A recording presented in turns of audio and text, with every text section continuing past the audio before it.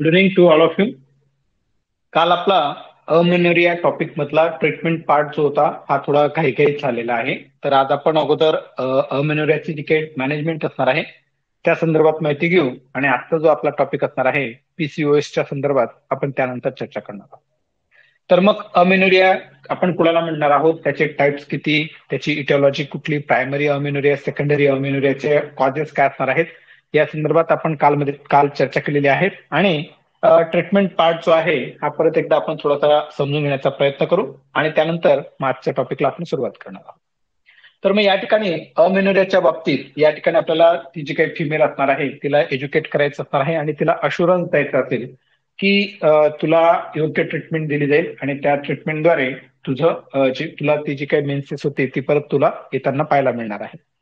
त्यासोबत ज्या काही यंग फिमेल्स असतात, मुली असतात, त्यांना आपल्याला सांगायचं असणार आहे की लग्नानंतर मुलं बाळ होण्यासाठी पाळी येणं हे खूप महत्वाची गोष्ट असते, की आपल्याला त्यांना समजून सांगायचंय.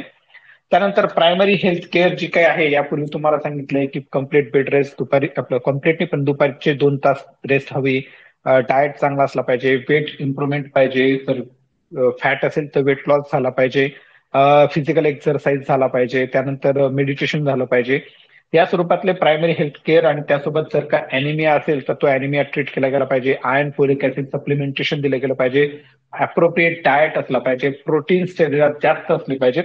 अशा स्वरूपातले जे काही एकंदरीत प्रायमरी हेल्थ केअर मॅनेजमेंट असेल, पाण्याचं प्रमाण शरीरात भरपूर असू द्यायचं, डिवर्मिफिकेशन केलं गेलं पाहिजे. या स्वरूपातल्या सर्व प्रायमरी हेल्थ केअर आपण तिला प्रोव्हाइड करणार आहोत. आणि जर का वेट कमी असेल तर वेट वाढवायचं आहे आणि वेट जर का जास्त असेल तर ते आपल्याला कमी करायला सांगायचं असणार आहे.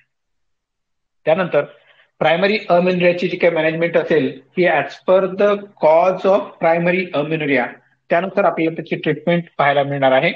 मग या ठिकाणी जर का युटराईन हायपोप्लाझिया असेल तर मग आपण त्या ठिकाणी तिला प्रायमरी हेल्थ केअर तर देणारच आहोत, परंतु सायक्लिकली आपण इस्ट्रोजन प्रोजेस्टेरॉन थेरपी तिला सुरू करणार आहोत, जेणेकरून एंडोमेट्रियल हायपरट्रॉफी वगैरे जी काय असेल ते आपल्याला व्यवस्थित होताना पाहायला मिळेल आणि इस्ट्रोजन प्रोजेस्टेरॉनच्या विड्रॉलमुळे आपल्याला त्याच्यामध्ये मेन्सेस सुद्धा येताना पाहायला मिळणार आहे. जर का इम्परफोरेटेड हायमेन असेल तर मग आपल्याला हायमेनोटॉमी करायची असणार आहे. आणि ते आपण यापूर्वीच्या सेशनमध्ये चर्चा केली क्रिप्टोमिनोरियाच्या बाबतीत, की कशा पद्धतीने आपल्याला तो क्रिप्टोमिनोरिया मॅनेज करायचा असेल, कसा तो डायग्नोज करायचा असणार आहे. त्यासोबत जर का त्या फिमेलमध्ये युटेरो वजॅनल ऍट्रेजिया जर का असेल तर मग आपल्याला कन्स्ट्रक्टिव्ह वजॅनल जे काय असणार आहे, वजनाचं जे काही कन्स्ट्रक्शन असणार आहे हे बिफोर द मॅरेज आपल्याला करून घेणं आवश्यक असणार आहे. त्यानंतर टर्नर सिंड्रोमच्या जे काही पेशंट असतील त्यांना आपल्याला इस्ट्रोजन दररोज द्यायचं असणार आहे बेड टाइम, आणि त्यामुळे त्यांच्यामध्ये जे काही सेकंडरी सेक्शुअल कॅरेक्टर्स असतील ते आपल्याला डेव्हलप होताना पाहायला मिळणार आहे. कारण टर्नर सिंड्रोम मध्ये काय होऊन जाते की ज्या काही ओव्हरीज असणार आहेत त्यांच्यामध्ये फायब्रोटिक चेंजेस आपल्याला होताना पाहायला मिळत आहे. त्यामुळे त्यासोबत जे काही टेस्टिक्युलर फेमिनायझेशन सिंड्रोम असणार आहे यामध्ये गोनॅड्स जे काही असणार आहेत इन्स्टेड ऑफ ओव्हरी आपल्याला टेस्टिस पाहायला मिळतात आणि त्यामुळे गोनॅडल मॅलिग्नन्सी आपल्याला होताना पाहायला मिळू शकते. या कारणाकरता या ठिकाणी प्युबर्टी नंतर बायलॅटरल गोनॅडोट्रॉमी जे असणार आहे हे आपल्याला करणं आवश्यक असेल. पीसीओएसच्या संदर्भात आज आपण डिटेलमध्ये चर्चा करणार आहोत. त्यानंतर ड्रग इंड्युस अमेनोरिया जो काही असणार आहे की ज्या काही ड्रग्समुळे आपल्याला त्या फिमेलमध्ये अमेनोरिया पाहायला मिळतोय, जर का ड्रग स्किप करणं किंवा ड्रग होल्ड करणं शक्य असेल तर आपल्याला या ठिकाणी तो ड्रग थांबवायचा आहे किंवा त्याचा डोस कमी करायचा आहे किंवा त्याला कुठला अल्टरनेटिव्ह उपलब्ध आहे का नाही या दृष्टिकोनातून आपल्याला विचार करून तो ड्रग थांबवून त्या पर्टिक्युलर डिसीज कंडिशनसाठी दुसरा कुठला ड्रग देऊन आपल्याला अमेनोरिया ट्रीट करता येतोय का ते पाहायला पाहिजे त्या ठिकाणी. त्यासोबत अनोरेक्सिया नर्व्होसाचे जे काही पेशंट असतील आणि जे काही इतर एंडोक्रायनल डिसऑर्डर्स असलेले पेशंट असतील हे आपल्याला फिजिशियनकडे रेफर करायचे असतील. अॅनिमिया, ट्युबरक्लोसिस सारखे जे काही आजार असणार आहेत हे आजार आपल्याला त्या ठिकाणी ट्रीट करायचे, त्यामुळे काय होतंय की मेन्सेस परत आपल्याला रिअपिअर होताना पाहायला मिळणार आहे. तर अशा पद्धतीने हा प्रायमरी अमेनोरिया असणार आहे. आणि यानंतर जो काही सेकंडरी अमेनोरिया असणार आहे की ज्याचे पेशंट आपल्याकडे जास्त प्रमाणात येत असताना पाहायला मिळतात डे टू डे प्रॅक्टिसमध्ये, तर त्या संदर्भात आपल्याला पाहायचंय की या ठिकाणी पुन्हा लक्षात असू द्या प्रायमरी हेल्थ केअर प्रत्येक फिमेलला द्यायची असणार आहे ना. तर सर्व प्रकारच्या पेशंटला आपल्याला प्रायमरी हेल्थ केअर द्यायची असणार आहे. आणि पेशंटला या ठिकाणी जर का त्या ठिकाणी अमेनोरियाच्या बाबतीत तिला चिंता नसेल आणि फर्टिलिटीच्या बाबतीतही चिंता नसेल तर मग अशा पेशंटला कुठल्या प्रकारची ट्रीटमेंटची गरज नसते. म्हणजे कसं बरं आपण समजून घेऊ. समजा त्या ठिकाणी मेनोपॉझल एज मधली फिमेल असेल, आता तिची फॅमिली कंप्लीट झालेली आहे आणि आता मेन्सेस येऊन पण काय खूप काही वेगळं अचिव्हमेंट होताना पाहायला मिळणार नाही. मग अशा पेशंटमध्ये आपल्याला कुठल्या प्रकारची मॅनेजमेंट करायची गरज नाहीये. पण मात्र काही पेशंटमध्ये आपल्याला 6 ते 12 महिन्याच्या इंटरव्हलमध्ये ज्या काही मेन्सेस असतात ते आपल्याला स्पॉन्टेनियसली रिअपिअर होताना पाहायला मिळत असतात. ठीक आहे ना. फक्त मग अशा पेशंटला आपल्याला अशुरन्स द्यायचा असणार आहे की बाबा येणार आहे, पाळी येऊन येईल, मी काही ना काही मेडिसिन्स आपल्याला द्यावे लागणार, नो डाऊट. पण मात्र त्यांना अशुरन्स पण आपल्याला द्यायचा असेल. पण मात्र ज्या पेशंटमध्ये या ठिकाणी मेन्सेसच्या बाबतीत चिंता असणार आहे किंवा त्यांना रिप्रोडक्टिव्ह एज ग्रुप मधल्या त्या फिमेल्स असतील आणि मात्र फर्टिलिटीची चिंता नाहीये. हे बघा मुद्दा काय तो नीट समजून घ्या. पहिली जी कंडिशन होती तिथं फर्टिलिटीची काही चिंता नव्हती आणि मेन्सेसची पण चिंता नव्हती. चिंता नव्हती म्हणजे काय की बाबा मेन्सेस आल्याच पाहिजे, फर्टिलिटी झालीच पाहिजे, असा काही कन्सर्न नाहीये. त्या पेशंटमध्ये मॅनेजमेंट वेट अँड वॉच आपल्याला करायची आहे. हा जो काही दुसरा क्रायटेरिया असणार आहे की या ठिकाणी मेन्सेसला घेऊन ती फिमेल वरीड असणार आहे, तिला चिंता असणार आहे की तिला असं वाटतं की बाबा बाकीच्या ज्या काही तिच्या बरोबरच्या वयोगटात फिमेल्स आहेत त्यांना तर पाळी येते आणि मलाच येत नाहीये. पण मात्र फर्टिलिटीशी तिला काही घेणं देणं नसणार आहे, म्हणजे फर्टिलिटीचा इश्यू नसणार आहे, कन्सर्न नसणार आहे, मुलं बाळ होण्याची काही तशी गरज नसणार आहे किंवा फॅमिली कंप्लीट असणार आहे. अशा फिमेल्समध्ये आपल्याला मग ओरल कॉन्ट्रासेप्टिव्ह जे असणार आहेत, हे कंबाईंड ओरल कॉन्ट्रासेप्टिव्ह थेरपी जी असेल ही आपल्याला सुरू करायची. साधारणतः 3 ते 4 सायकल्स आपल्याला तिला द्यायचे आहेत. आता इथं गोष्ट काय असते की आपण कंबाईंड ओरल कॉन्ट्रासेप्टिव्ह जे देत असतो हे 28 दिवस दिले जात असतात. म्हणजे ऍक्च्युली 7 त्रिक 21 3 आठवडे दिले जातात आणि नंतरचे ते जे काही 1 आठवडा असतो या 1 आठवड्यामध्ये त्या ठिकाणी आपल्याला विड्रॉल ब्लिडिंग होताना पाहायला मिळत असते. त्यामुळे त्याच्यात आपल्याला मेन्सेस त्यांना पाहायला मिळणार आहे. पण मात्र ज्या पेशंटमध्ये if patient is desiring for the fertility, तिला मेन्सेस पण येणं आवश्यक आहे आणि त्यासोबत तिला पुढं फॅमिली कंप्लीट करायची असणार आहे. अशा फिमेलमध्ये आपल्याला जी काही मॅनेजमेंट असणार आहे तर त्या मॅनेजमेंट संदर्भात आपल्याला या ठिकाणी समजून घ्यायचे. आणि बरेचसे पेशंट जे काही आपल्याकडे येत असतात ते ह्याच कॅटेगरीतले येत असलेले आपल्याला पाहायला मिळतं. मग आपल्याला या ठिकाणी प्रोजेस्ट्रॉन चॅलेंज टेस्ट जी असणार आहे इन अ इस्ट्रोजेनिक वुमन. मग ह्या ज्या काही फिमेल असणार आहेत की ज्यांच्यात इस्ट्रोजेनिक फिमेल असणार आहेत. आता इस्ट्रोजेनिक फिमेल कशा पद्धतीने ओळखायचं की आपल्याला सेकंडरी सेक्शुअल कॅरेक्टर्स वेल डेव्हलप्ड असणार आहेत. आणि 1 मिनिट यार, हे रोज येतं, याला रोज काय करावं लागतं. 1 मिनिट, 1 मिनिट. ठीक आहे. हा, तर मग ह्या ज्या काही इस्ट्रोजेनिक फिमेल्स असणार आहेत यांना आपल्याला प्रोजेस्ट्रॉन चॅलेंज टेस्ट करायची असणार आहे. म्हणजे या ठिकाणी प्रोजेस्टिन जे असणार आहेत हे आपण त्या फिमेलला देणार आहोत आणि प्रोजेस्ट्रॉनच्या विड्रॉलमुळे आपल्याला या ठिकाणी विड्रॉल ब्लिडिंग होताना पाहायला मिळत असते. ठीक आहे. मग या ठिकाणी हायपोथॅलॅमिक कॉज असतं ज्या इस्ट्रोजेनिक वुमन्स असतील आणि ज्यांच्यामध्ये सेकंडरी अमिनोरिया असेल अशा फिमेलमध्ये आपल्याला हायपोथॅलॅमिक कॉज पाहायला मिळतं. अशा फिमेलला आपण मेट्रॉक्सीप्रोजेस्ट्रॉन जो असणार आहे 10 मिलीग्रामची टॅबलेट दिवसातून 3 वेळा 7 दिवसांकरता देणार आहोत आणि त्याच्या विड्रॉल नंतर 7 ते 10 दिवसात तिला आपल्याला मेन्सेस येताना पाहायला मिळतात. मग repeat cycle can be given for the 1 week starting from the 16th day of cycle for the next 6 cycle. मग आपण या ठिकाणी काय करणार आहोत त्या फिमेलला ते नीट समजून घ्या. आता आपण काय केलं की आपल्याकडे एखादी फिमेल आली आणि तिने सांगितलं की बाबा मला पाळी येत नाहीये आणि आपल्याला ती इस्ट्रोजेनिक वुमन आहे असं आपण कन्सिडर केलेलं आहे. मग अशा फिमेलला आपल्याला तिने ज्या दिवशी आपल्याला सांगितलं तिथून आपल्याला पुढचे 7 दिवसांकरता फॉर 7 डेज आपण तिला त्या ठिकाणी हा मेट्रॉक्सीप्रोजेस्ट्रॉन जो असणार आहे किंवा जे पण काही प्रोजेस्टिन्स असणार आहेत ते आपण देणार आहोत. ठीक आहे. प्रोजेस्टिन 7 दिवस दिल्यानंतर पुढच्या 7-8 दिवसात तिला आपल्याला मेन्सेस येताना पाहायला मिळत आहेत. मग आपण तो पहिला डे कन्सिडर करायचा सायकलचा. Is it? फर्स्ट टाइम दिला त्यानंतर मेन्सेस अपिअर झाला कारण आपण विड्रॉ करून घेतला प्रोजेस्ट्रॉन. ठीक आहे. त्यानंतर डे 1 कन्सिडर केला. डे 1 पासून जो काही डे 16 असणार आहे या डे 16ला परत आपल्याला तिला सेम मेट्रॉक्सीप्रोजेस्ट्रॉन जे असणार आहे हे आपल्याला सुरू करायचे आहेत आणि हे पुढचे 16व्या दिवसापासून 7 दिवसांपर्यंत द्यायचं. 17, 18, 19, 20, 21, 22, 23. ठीक आहे. त्यानंतर असे ते 6 सायकल्स द्यायचे असणार आहेत अप टू द 6 सायकल्स, म्हणजे 6 महिने आपल्याला तिला मेट्रॉक्सीप्रोजेस्ट्रॉन जो असणार आहे किंवा इतर जे काही प्रोजेस्टिन्स असणार आहेत ते आपल्याला द्यायचे असणार आहे. कारण काय की ही फिमेल इस्ट्रोजेनिक वुमन आहे असं आपण या ठिकाणी कन्सिडर केलेलं आहे. ही इस्ट्रोजेनिक वुमन आहे म्हणजे हिच्या एंडोमेट्रियमचं प्रॉलिफरेशन आपल्याला होताना पाहायला मिळते, पण प्रोजेस्ट्रॉन पाहिजे तशा प्रमाणात निर्माण होत नाहीये आणि त्याचे ऍक्शन्स मिळत नाही, म्हणून आपण बाहेरून प्रोजेस्टिन्स देत आहोत. ठीक आहे. मग जर का 2 मेट्रॉक्सीप्रोजेस्ट्रॉनची थेरपी देऊन जर का आपल्याला पाहिजे तशा प्रमाणात मेन्सेस येत नसतील, तर मग अशा वेळेस त्या फिमेलमध्ये आपल्याला कंबाईन इस्ट्रोजन प्रोजेस्ट्रॉन जे असणार आहे हे सायक्लिकल मॅनरमध्ये द्यायचं असणार आहे. म्हणजे कशा पद्धतीने देऊ आपण, तर हिला ही जे काही सायकल असणार आहे तिची, ठीक आहे, आपण असं कन्सिडर करू, हा 0 डे, हा 14th डे आणि हा 28th डे, 28वा दिवस. मग 0 to 5 डेज म्हणा किंवा 0 to 4 डेज आपल्याला हे मेन्सेस आपल्याला येताना पाहायला मिळत आहेत. मग आपण तिला 5th day to 14th day जो असणार आहे या ठिकाणी आपण तिला इस्ट्रोजन देणार आहोत फक्त. आणि 14व्या दिवसानंतर म्हणजे ओव्ह्युलेशनच्या नंतर आपण त्या फिमेलला इस्ट्रोजन आणि प्रोजेस्ट्रॉन म्हणजे जो काही आपला ल्युटियल फेज आपल्याला पाहायला मिळतो त्यामध्ये आपण तिला इस्ट्रोजन आणि प्रोजेस्ट्रॉन दोन्ही ड्रग्स देणार आहोत. यालाच आपल्याला म्हणायचं सायक्लिकल मॅनर. म्हणजे जे कंबाईन इस्ट्रोजन प्रोजेस्ट्रॉन दिला जातोय सायक्लिकल मॅनर असा शब्द आला तर तो अशा पद्धतीने दिला जाईल. आणि नुसता कंबाईन इस्ट्रोजन प्रोजेस्ट्रॉन असा शब्द जर का टर्मिनॉलॉजी आपल्याला आली तर मग आपल्याला तिला त्या फिमेलमध्ये डे 5 पासून आपण तिला ओरल कंबाईन्ड इस्ट्रोजन प्रोजेस्ट्रॉन हे दोनही देणार आहोत. इस्ट्रोजन प्रोजेस्ट्रॉन फॉलिक्युलर फेज मध्ये पण देऊ, इस्ट्रोजन प्रोजेस्ट्रॉन आपण तिला ल्युटियल फेज मध्ये पण देणार आहोत.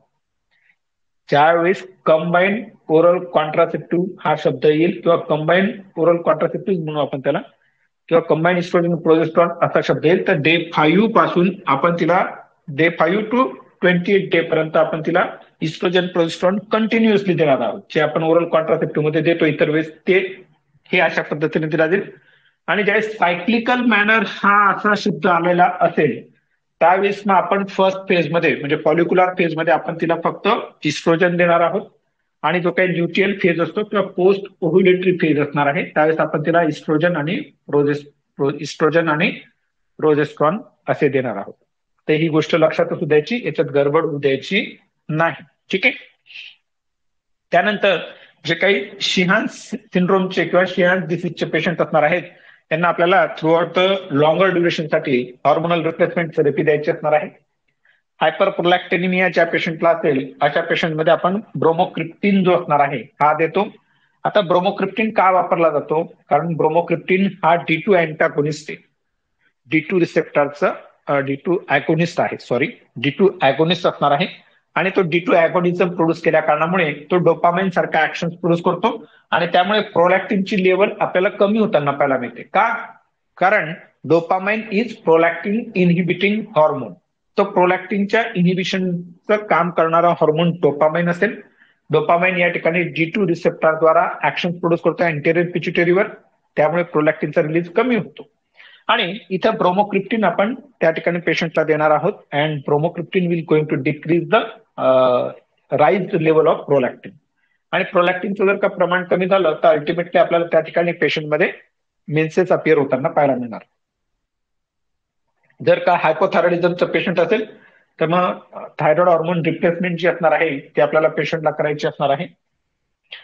किंवा हायपरथायरॉइडिझमचं पेशंट असेल, डायबेटिक पेशंट असेल, ॲड्रेनल कॉर्टिकोर हायपरप्लाझियाचं पेशंट असेल, निओप्लाझमचं पेशंट असेल तर मग असे पेशंट आपल्याला फिजिशियन आणि सर्जनकडे रेफर करायचे असतील. आता मुळात हायपरथायरॉइडिझम जरी असेल तरी आपण या पेशंटला इथं काय देणार आहोत, जे काही आपला प्रोपेल थायरॉइड असेल तर नाही देणार आहोत आपण, पण कार्बिमाझोल, मेथिमाझोल सारखे जे काही ड्रग असणार आहेत, निओमार्कॅझोल ज्याला आपण म्हणतो, हा त्या ठिकाणी ड्रग ऑफ चॉईस असणार आहे. डायबिटीस असेल तर आपण डायबिटीसला जे काही ओरल अँटीडायबेटिक ड्रग्स असणार आहेत, हे कुठले ओरल अँटीडायबेटिक ड्रग्स द्यायचे असणार आहेत हे आपल्याला माहिती आहे मित्रांनो, as per the type of diabetes आणि किती वर्षांपासून डायबिटीस त्या पेशंटला आहे यानुसार, आणि त्यासोबत डेली रिक्वायरमेंट इन्सुलिनची किती असू शकते, या सर्व गोष्टी ज्या असणार आहेत हे आपल्याला त्या ठिकाणी इंडिकेट करतात की आपण कुठला ओरल हायपोग्लायसेमिक ड्रग वापरला पाहिजे, फास्टिंग किती आहे, पीपी किती आहे, यानुसार आपल्याला त्या ठिकाणी ड्रग जे असणार आहेत ते देता येणार आहेत. ॲड्रेनल कॉर्टिकल हायपरप्लाझिया असेल तर मग आणि निओप्लाझम जर का असेल तर मग असेच आपल्याला ते सर्जनकडे रेफर करावं लागतं. फिमेल जर का प्री मॅच्युअर मेनोपॉजची असेल म्हणजे 35 एजच्या अगोदर जर का तिला मेनोपॉज पाहायला मिळाला तर मग अशा फिमेलला आपल्याला हॉर्मोनल रिप्लेसमेंट थेरपी द्यायची असेल up to the age of menopause. म्हणजे 35व्या वर्षी असं आपण कन्सिडर करू एखाद्या स्त्रीचं 33-34व्या वर्षी मेनोपॉज झाला. आता ऍक्च्युअल इंडियन वुमन्स मध्ये जो काही मेनोपॉझल पिरियड असतो हा 45 म्हणजे 45 वर्षाचा कन्सिडर करतोय आपण ऑन अन ऍव्हरेज. मग अशा फिमेलला आपल्याला पुढचे 10 वर्षांपर्यंत HRT द्यावा लागणार आहे. PCOS ची जी काही मॅनेजमेंट असेल ती आता थोड्या वेळाने आपण समजून घेण्याचा प्रयत्न करू.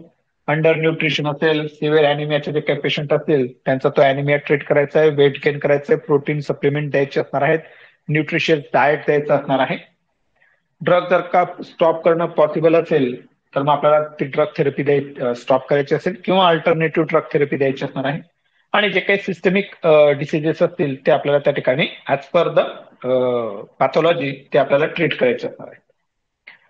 ऍशरमन सिंड्रोम कालच्या दिवशी सुद्धा सांगितलं तुम्हाला. ऍशरमन सिंड्रोम मध्ये इंट्रायुटराइन ऍडेजन्स असणार आहेत आणि ज्यावेळेस हिस्टेरोसाल्पिंगोग्राफी करतो आपण त्यावेळेस आपल्याला पिक्चर कशा पद्धतीने पाहायला मिळणार आहे, इमेज कशा पद्धतीने पाहायला मिळणार आहे, चॅट बॉक्स मध्ये टाईप करून ठेवा.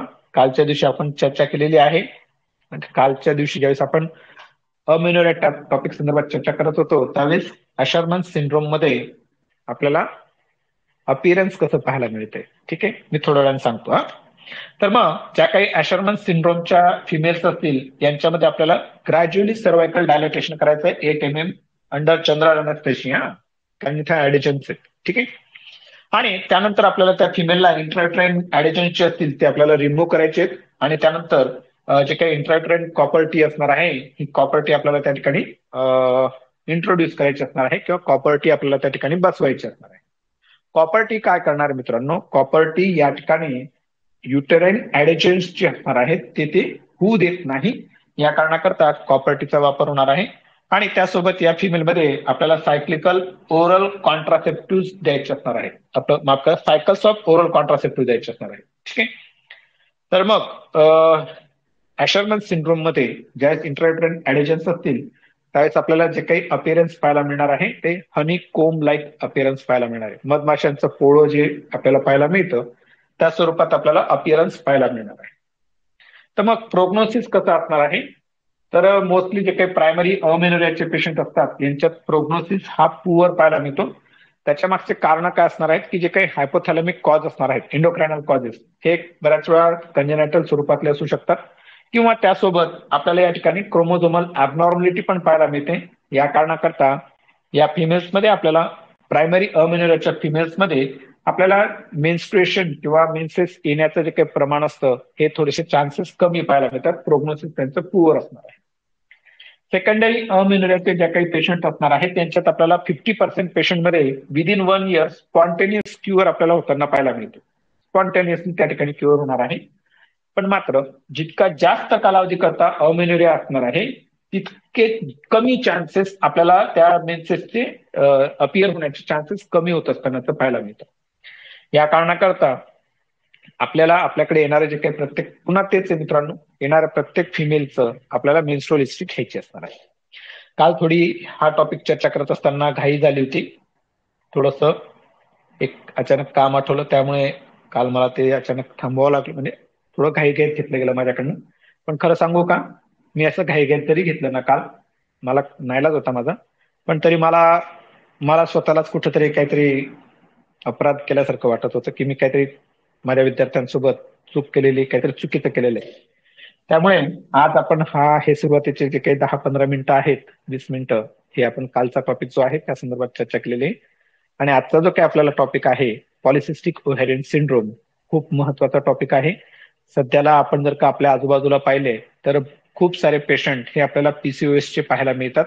आणि नेमका PCOS काय असणार आहे, त्याची पॅथोफिजिओलॉजी कशी असणार आहे हे आपल्याला समजून घ्यायचंय. त्या दृष्टिकोनातून आपल्याला मॅनेजमेंट जी असणार आहे हे कशा स्वरूपाची असते हे आपल्याला त्या ठिकाणी कळणार आहे. तर चला मित्रांनो, आपण PCOS संदर्भात या ठिकाणी माहिती घेण्याचा प्रयत्न करू. ठीक आहे,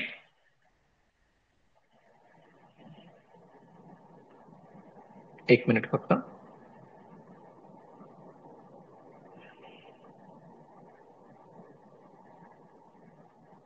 ठीक आहे, पॉलिसिस्टिक ओव्हॅरियन सिंड्रोम, काही वेळेस याला PCOD पण असं म्हटलं जातं. पण सिंड्रोम हा अशा प्रकारच्या आजाराला म्हटलं जातं की ज्याच्यात एक दोन तीन सिस्टीम ज्या असतात त्या इन्व्हॉल्व्ह असतात, त्यावेळेस आपण त्याला सिंड्रोम म्हणत असतो. आणि डिसीज आपण कुणाला म्हणतो की ज्यावेळेस फक्त एकच सिस्टीम जी असते तीच डिसीज असणार आहे, that time we can call it as a disease. पण एकापेक्षा जास्त प्रकारच्या सिस्टीम्स आपल्या शरीरातल्या या जर का त्या ठिकाणी इन्व्हॉल्व्ह असणार आहेत, त्या जर का अफेक्ट होत असतील, that time we call it as a syndrome. ठीक आहे. तर मग पॉलिसिस्टिक ओव्हॅरियन सिंड्रोम हा जो काही आजार आहे हा मोस्ट कॉमन एंडोक्राईन डिसऑर्डर असणार आहे. खूप कॉमनली आपल्याला हा पाहायला मिळतो. आणि या आजारामध्ये, या सिंड्रोम मध्ये आपल्याला जे काही चेंजेस होताना पाहायला मिळत आहेत, हे सर्व चेंजेस आपल्याला या ठिकाणी ओव्हरीमध्ये होताना पाहायला मिळतात. ओव्हॅरियन चेंजेस आपल्याला या ठिकाणी होताना पाहायला मिळणार आहे. मग ओव्हरीमध्ये मॉर्फॉलॉजिकल चेंजेस होणार. म्हणजे काय होतंय की ओव्हरीमध्ये जे पण काही आपल्याला फॉलिकल्स पाहायला मिळतात किंवा टोटल ओव्हरी जी काही आपल्याला पाहायला मिळते, तिच्यामध्ये मॉर्फॉलॉजिकल स्ट्रक्चरल चेंजेस होणार आहेत. आणि त्या कारणामुळे आपल्याला त्या फिमेलमध्ये अमेनोरिया पाहायला मिळणार आहे, हर्सुटिझम पाहायला मिळणार आहे आणि ओबेसिटी पाहायला मिळणार आहे. मग हे एक प्रकारचं ट्रायंगल असणार आहे ओबेसिटीचं, असं आपल्याला लक्षात ठेवायचं. आणि माफ करा, ओबेसिटीचं नाही, पीसीओएसचं हे एक ट्रायंगल असणार आहे असं आपल्याला लक्षात ठेवायचंय. आणि हे कसं लक्षात ठेवायचं, तर आपण आपल्याकडे जी काही स्त्री असते ती तिच्या पतीला, तिच्या हजबंडला अहो मी काय म्हणते ना, हे तर तुम्हाला याच्या पहिले पण सांगितलंय अहो वर्ण. ठीक आहे, असं काही हरकत नाही. या ठिकाणी मला तुम्हाला हे सांगायचंय की अहो, या अहो वर्ण आपल्याला लक्षात ठेवायचं की पीसीओएस ची जे काही कॅरेक्टरिस्टिक्स असणार आहेत ते आपल्याला काय असणार आहेत. A for the amenorrhoea, H for the hirsutism and O for the obesity. तर हा एक मेन सिम्पटम्स असणार आहेत पीसीओएसचे, की ज्यामध्ये आपल्याला पेशंटला अमेनोरिया पाहायला मिळतो. मोस्टली हा जो काही अमेनोरिया असेल हा सेकंडरी अमेनोरिया असणार. Many of the time amenorrhoea is a secondary pathological amenorrhoea, is it. Hirsutism असणार आहे. हर्सुटिझम आणि विरिलिझमवर आपण एक सेपरेट लेक्चर घेणार आहोत, त्यावेळेस या हर्सुटिझमच्या संदर्भात आपल्याला डिटेलमध्ये माहिती मिळेल. आणि हे ओबेसिटी तर काय आहे, ओबेसिटी आपल्याला त्याच्या बाबतीत वेगळा अभ्यास करायची गरज नाही. तर मग it is the most common endocrine disorder in a woman. सगळ्यात मोस्ट कॉमन एंडोक्राईन डिसऑर्डर जर का कुठला असेल तर तो आपल्याला या ठिकाणी वुमन मध्ये तर पॉलिसिस्टिक ओव्हॅरियन सिंड्रोम पाहायला मिळत असतो. ठीक आहे. मग आता त्याची इटिओपॅथोजेनेसिस जी असणार आहे ही आपल्याला नीट समजून घ्यायची. Main cause of this disorder is excessive androgen production. त्या महिलेच्या शरीरामध्ये अँड्रोजन्सचं प्रोडक्शन हे खूप जास्त प्रमाणात होऊन जाते. आता इथून पुढचे सगळं माहिती घेण्यापूर्वी आपल्याला एक गोष्ट या ठिकाणी माहिती आहे की फिमेलमध्ये किंवा मेलमध्ये पण म्हणू आपण, अँड्रोजन्स कुठून कुठून आपल्याला पाहायला मिळतात. खास करून आता आपण गायनॅकचा अभ्यास करतोय तर आपण गायनॅकच्या संदर्भात म्हणजे त्या स्त्रीच्या संदर्भातच माहिती घेण्याचा प्रयत्न करू. अँड्रोजन तिच्या शरीरात कुठून कुठून तयार होणार आहे, what are the sources of androgen. मग आपण ज्यावेळेस यापूर्वी चर्चा केलेली आहे की नाही काय आठवत नाही मला आता, कदाचित पुढे करू आपण चर्चा, अँड्रोजन्स कशा पद्धतीने तयार होणार आहेत तिच्या शरीरात. तर सोर्सेस काय असणार आहेत, एक सगळ्यात महत्वाचा जे काही आपले ॲड्रिनल ग्लँड असणार आहे किंवा ॲड्रिनल कॉर्टेक्स जो असणार आहे, या कॉर्टेक्स मधनं आपल्याला वीक अँड्रोजन्स तयार होत असताना पाहायला मिळतं. ठीक आहे, ज्याला आपण वीक सेक्स हॉर्मोन्स पण म्हणत असतो किंवा वीक अँड्रोजन्स पण म्हणत असतो. ठीक आहे. आणि त्या व्यतिरिक्त ज्या पण काही ओव्हरीज असणार आहेत, या ओव्हरीजद्वारा कमी प्रमाणात आपल्याला तिथून सुद्धा अँड्रोजन्स तयार होत असताना पाहायला मिळतात. ज्यावेळेस आपण फार्मॅकचा अभ्यास केला होता त्यावेळेस आपण त्या ठिकाणी म्हटलं होतं की प्रत्येक पुरुषामध्ये एक स्त्री पाहायला मिळते in the form of estrogen. कारण मेल जरी असला तरी थोड्याफार प्रमाणात त्याच्या शरीरामध्ये आपल्याला इस्ट्रोजन तयार होताना पाहायला मिळतो.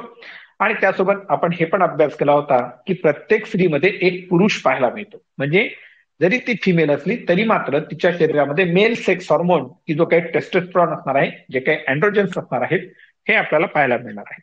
हे आपण फार्मॅकचा अभ्यास करत होतो त्यावेळेस या संदर्भात चर्चा केलेली आहे. तर सांगायचा उद्देश हाच आहे की अँड्रोजन्स प्रोडक्शन जे काही वाढलेलं आहे, अँड्रोजनचं प्रोडक्शन जे काही वाढलेलं आहे, त्याचे सोर्सेस काय आहेत, ते एक तर कॉर्टेक्स आहे, ॲड्रिनल कॉर्टेक्स, आणि ओव्हरीज, या दोन ठिकाणाहून आपल्याला फिमेलच्या शरीरामध्ये अँड्रोजन्सचं सिंथेसिस होत असताना पाहायला मिळतं. मग आता या ठिकाणी नेमक्या अशा काय काय गोष्टी घडतायत की त्या कारणामुळे आपल्याला त्या फिमेलच्या शरीरात एक्सेसिव्ह अँड्रोजन प्रोडक्शन होताना पाहायला मिळतं. या संदर्भात आपण माहिती घेण्याचा प्रयत्न करू. हायपोथॅलामो पिट्युटरी डिसफंक्शन होते, हे एक कारण असू शकतं. ओव्हॅरियन एनलार्जमेंट होऊ शकते. त्यानंतर ऍड्रेनल कंपोनंट जो असणार आहे, म्हणजे ऍड्रेनल ग्लँड तिची स्वतःहून त्या ठिकाणी हॉर्मोनचं सिंथेसिस वाढवणार आहे. आणि इन्सुलिन रेझिस्टन्स आणि ओबेसिटी, इन्सुलिनचा रेझिस्टन्स आणि ओबेसिटी सुद्धा त्या ठिकाणी अँड्रोजनचं प्रोडक्शन वाढवायला किंवा अँड्रोजनच्या ऍक्शन्स वाढवायला कारणीभूत ठरताना आपल्याला पाहायला मिळणार आहे.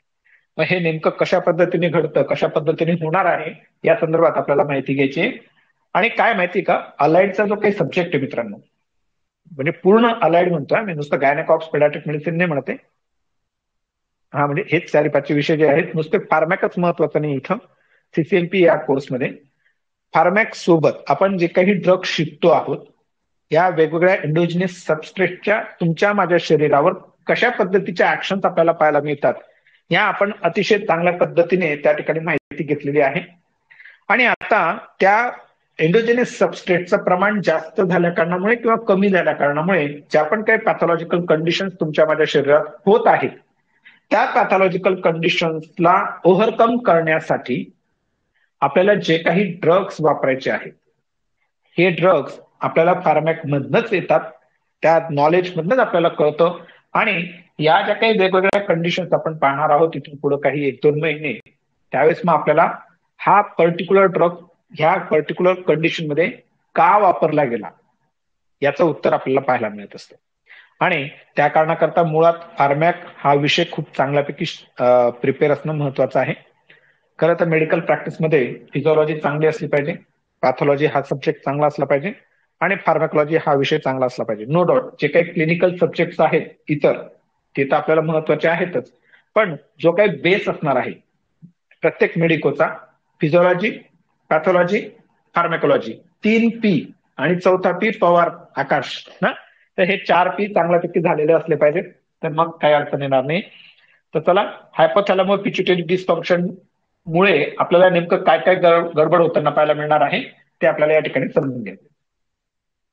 आता due to the hypothalamus pituitary dysfunction, hypothalamus आणि पिट्युटरीचं काहीतरी वाजून जात आहे, बिनसून जात आहे. आणि या कारणामुळे आपल्याला इथं काय होताना पाहायला मिळतं की एलएचचं जे काही सिक्रिशन असतं, हे आपल्याला जास्त प्रमाणात होताना पाहायला मिळतं. नॉर्मली एलएच आणि एफएसएचचा जो काही सिक्रिशन असतं, याचा रेशिओ 1:1 पाहायला मिळतो. म्हणजे एका प्रमाणात 1:1 म्हणजे कळलं ना, म्हणजे सारख्याच प्रमाणात आपल्याला ते दोनही जे काही पिट्युटरी अँड हॉर्मोन्स असणार आहेत, गोनाडोट्रोपिन्स असणार आहेत, हे सारख्या प्रमाणात आपल्याला रिलीज होताना पाहायला मिळतात 1:1. पण मात्र in case of PCOS, in case of polycystic ovarian syndrome, यामध्ये गडबड काय होऊन जाते, यामध्ये जो काही एलएच असणार आहे, यामध्ये एलएच जो असणार आहे, या एलएचचं प्रमाण जास्त होतं दॅन दॅट ऑफ, एलएचचं प्रमाण जास्त होतं than that of the follicular stimulating hormone. आणि हा जो काही रेशिओ असणार आहे 3:1 होऊन जातो, म्हणजे तिप्पटीने एलएचचं प्रमाण वाढतंय आणि एफएसएच जो असणार आहे तो नॉर्मल लेवलला आपल्याला पाहायला मिळतो. मग आता या कारणामुळे काय घटना घडते, या कारणामुळे आपल्याला या ठिकाणी पहा, लक्ष असू द्या, आपण मेन्स्ट्रुअल सायकलचा ज्यावेळेस आपण अभ्यास केला, त्यावेळेस आपण काय अभ्यास केला मित्रांनो, की त्यावेळेस आपण अभ्यास केला की हे जे काही वेगवेगळे ओव्हरियन हॉर्मोन्स असणार आहेत, इस्ट्रोजन आणि प्रोजेस्ट्रॉन, ठीक आहे, यांच्या ज्या काही सिंथेसिससाठी जे काही पिट्युटरी गोनाडोट्रोपिन्स रिक्वायर्ड आहेत, म्हणजे तुमच्या म्हणजे आपल्या सगळ्यांचा इस्ट्रोजन जो काय असणार आहे, याच्या सिंथेसिससाठी खास करून फॉलिक्युलर स्टिम्युलेटिंग हॉर्मोन रिस्पॉन्सिबल असणार आहे. आणि जो काही प्रोजेस्ट्रॉनचं सिंथेसिस होत आहे, या प्रोजेस्ट्रॉनच्या सिंथेसिससाठी आपल्याला इस्ट्रोजन आपल्याला त्या ठिकाणी फॉलिक्युलर स्टिम्युलेटिंग हॉर्मोन आणि ल्युटिनायझिंग हॉर्मोन, हे दोनही हॉर्मोन्स महत्वाचे असतात. पण इथं गोष्ट काय होते ती नीट समजून घ्या. हा जो काही ल्युटिनायझिंग हॉर्मोन असतो ना, हा ओव्हॅरियन स्ट्रोमल टिश्यू जे असतात, यांच्यावर आपल्याला तो खास करून ऍक्शन प्रोड्यूस करत असताना पाहायला मिळत असतो. आणि under the influence of luteinising hormone आपल्याला हे जे काही ग्रॅन्युलोस असेल किंवा थिका इंटरना ज्या काही असणार आहेत, या अँड्रोजन्सचं सिंथेसिस करत असताना पाहायला मिळत असतात. हे आपण मेन्स्ट्रुअल सायकलचा अभ्यास केलेला आहे. मग आता इथं गडबड काय होते ती नीट समजून घ्या. Because of increase level of luteinising hormone hyperplasia of ovarian stroma, हे महत्वाचं आहे, हेच खूप महत्वाचं आहे. म्हणजे बाकीच्या ज्या काही गोष्टी आहेत त्या समजून घेण्यापूर्वी इथं नेमकी गडबड काय होते ती नीट समजून घ्या. पीसीओएस मध्ये एलएचचं प्रमाण जास्त आहे हे आपल्याला माहिती पडलं, आणि अंडर द इन्फ्लुएन्स ऑफ एलएचचं प्रमाण जर का जास्त असेल तर तो जो काही ओव्हॅरियन स्ट्रोमल सेल्स असणार आहेत आणि ज्या काही थिकल सेल्स असतात, म्हणजे तुम्हाला मी थोड्या वेळापूर्वी सांगितलं ना, थिकल सेल्स ह्या अँड्रोजनचं सिंथेसिस करतायत. आता इथं एलएच जास्त असेल तर मग ह्या ओव्हॅरियन स्ट्रोमाच्या आपल्याला हायपरप्लाझिया होताना पाहायला मिळतोय. त्यासोबत ज्या पण काही थिकल सेल्स असतात, थिका इंटरनल, इज इट, याचंही आपल्याला हायपरप्लाझिया होताना पाहायला मिळतो.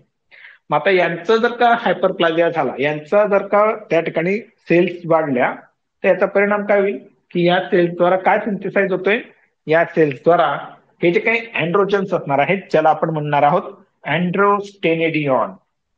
ठीक आहे ना, बरोबर. अँड्रोस्टेनिडियॉन जो असणार आहे याचं प्रमाण वाढून जातं, आणि हा अँड्रोस्टेनिडियॉन वाढल्या कारणामुळे आपल्याला अँड्रोस्टेनिडियॉनचं कन्व्हर्जन टेस्टोस्टेरॉन मध्ये होताना पाहायला मिळतं फिमेलमध्ये.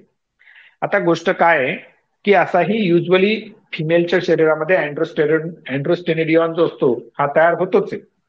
फिमेलच्या शरीरामध्ये अँड्रोस्टेनिडियॉन पासून टेस्टोस्टेरॉन पण तयार होतोच आहे नॉर्मल फिजिओलॉजिकल कंडिशनमध्ये. पण त्यावेळेस घटना काय घडते की ह्या ज्या काही थिका इंटरना सेल्स असतील किंवा ज्या काही स्ट्रोमल सेल्स असतात यांचं हायपरप्लाझिया झालेला नाहीये, एलएचचं प्रमाण जास्त नाहीये. पण इन केस ऑफ पीसीओएस या ठिकाणी एलएचचं प्रमाण जास्त आहे, त्या कारणामुळे हायपरप्लाझिया होताना पाहायला मिळते, आणि त्या कारणामुळे एक्सेस अमाऊंट ऑफ अँड्रोस्टेनिडियन तयार होतो, आणि हा जास्तीचा जो काही अँड्रोस्टेनिडियन तयार झालेला आहे त्याचं कन्व्हर्जन आपल्याला टेस्टोस्टेरॉन मध्ये होताना पाहायला मिळते. मग आता या गोष्टीमुळे अजून परिणाम काय होतो की जी काही फिमेल असणार आहे या फिमेलचा मेन सेक्स हॉर्मोन जो असणार आहे इस्ट्रोजन मधला कुठला असतो, E1, E2, E3, यस. तर जो काही E2 असणार आहे इस्ट्राडिऑल जो असणार आहे हा फिमेलचा मेन इस्ट्रोजन आपल्याला पाहायला मिळत असतो. परंतु टेस्टोस्टेरॉनचं प्रमाण खूप जास्त असल्या कारणामुळे पीसीओएस मध्ये या ठिकाणी इन्स्टेड ऑफ इस्ट्राडिऑल आपल्याला या फिमेलच्या शरीरामध्ये इस्ट्रोन जो असणार आहे, इस्ट्रोन म्हणजे E1 जो असतो याचं प्रमाण आपल्याला वाढताना पाहायला मिळतं, अँड दॅट ऑफ द इस्ट्राडिऑल. कारण फिमेलच्या शरीरात जो काही फिजिओलॉजिकल फंक्शन रोल प्ले करणारा जो काही इस्ट्रोजन असतो हा आपल्याला E2 पाहायला मिळतो. आपण कसं लक्षात ठेवलंय, इस्ट्राडिऑल, डिऑल वरनं, डिओ म्हणजे E2, डिओ म्हणजे E2, आणि इस्ट्रोन ज्याच्या शेवटी 1 आलेला आहे तो असणार आहे E1, आणि इस्ट्रिऑल ट्रायो आलेला आहे म्हणजे हा असणार आहे E3. अशा पद्धतीने आपण हे लक्षात ठेवलेलं आहे. आठवतंय तुम्हाला सगळ्यांना, बरोबर?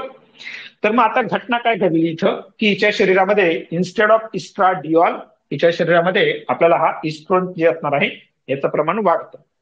मग आता यामुळे काय परिणाम होतो पहा, नीट समजून घ्या, खूप जबरदस्त गोष्ट आहे, एकमेकांच्या इंटरलिंक्ड असणार आहेत. पुन्हा एकदा सांगतो, गायनेकॉलॉजीमध्ये सर्व गायनेकॉलॉजी, अख्खीची अख्खी गायनेकॉलॉजी जी आहे ही जेमतेम 4-5 हॉर्मोनच्या मागे पुढे फिरताना आपल्याला पाहायला मिळते. एक FSH, LH, GnRH, estrogen, progesterone, SCG जो असणार आहे बीटा एससीजी, तो प्रोलॅक्टिन, बस. हे जे काही 5-7 हॉर्मोन आहेत, आणि थायरॉइड हॉर्मोन आणि ॲड्रिनल कॉर्टेक्सद्वारा जे काही हॉर्मोन्स तयार होतात ते, पण मात्र हे कमी प्रमाणात असणार आहेत. पण जास्त GnRH, FSH, LH, estrogen, progesterone हे 5 हॉर्मोन जे आहेत यांच्याच अवतीभोवती सगळी गायनेकॉलॉजी फिरताना पाहायला मिळते. आता नेमकी घटना काय घडते ती पाहून घ्या. आता इथं वाढलेलं काय आहे, इस्ट्रोन वाढलेला आहे, दॅन दॅट ऑफ द इस्ट्राडिऑल. यामुळे घटना काय घडते की क्रॉनिकली इस्ट्रोनचं प्रमाण इथं जास्त आहे.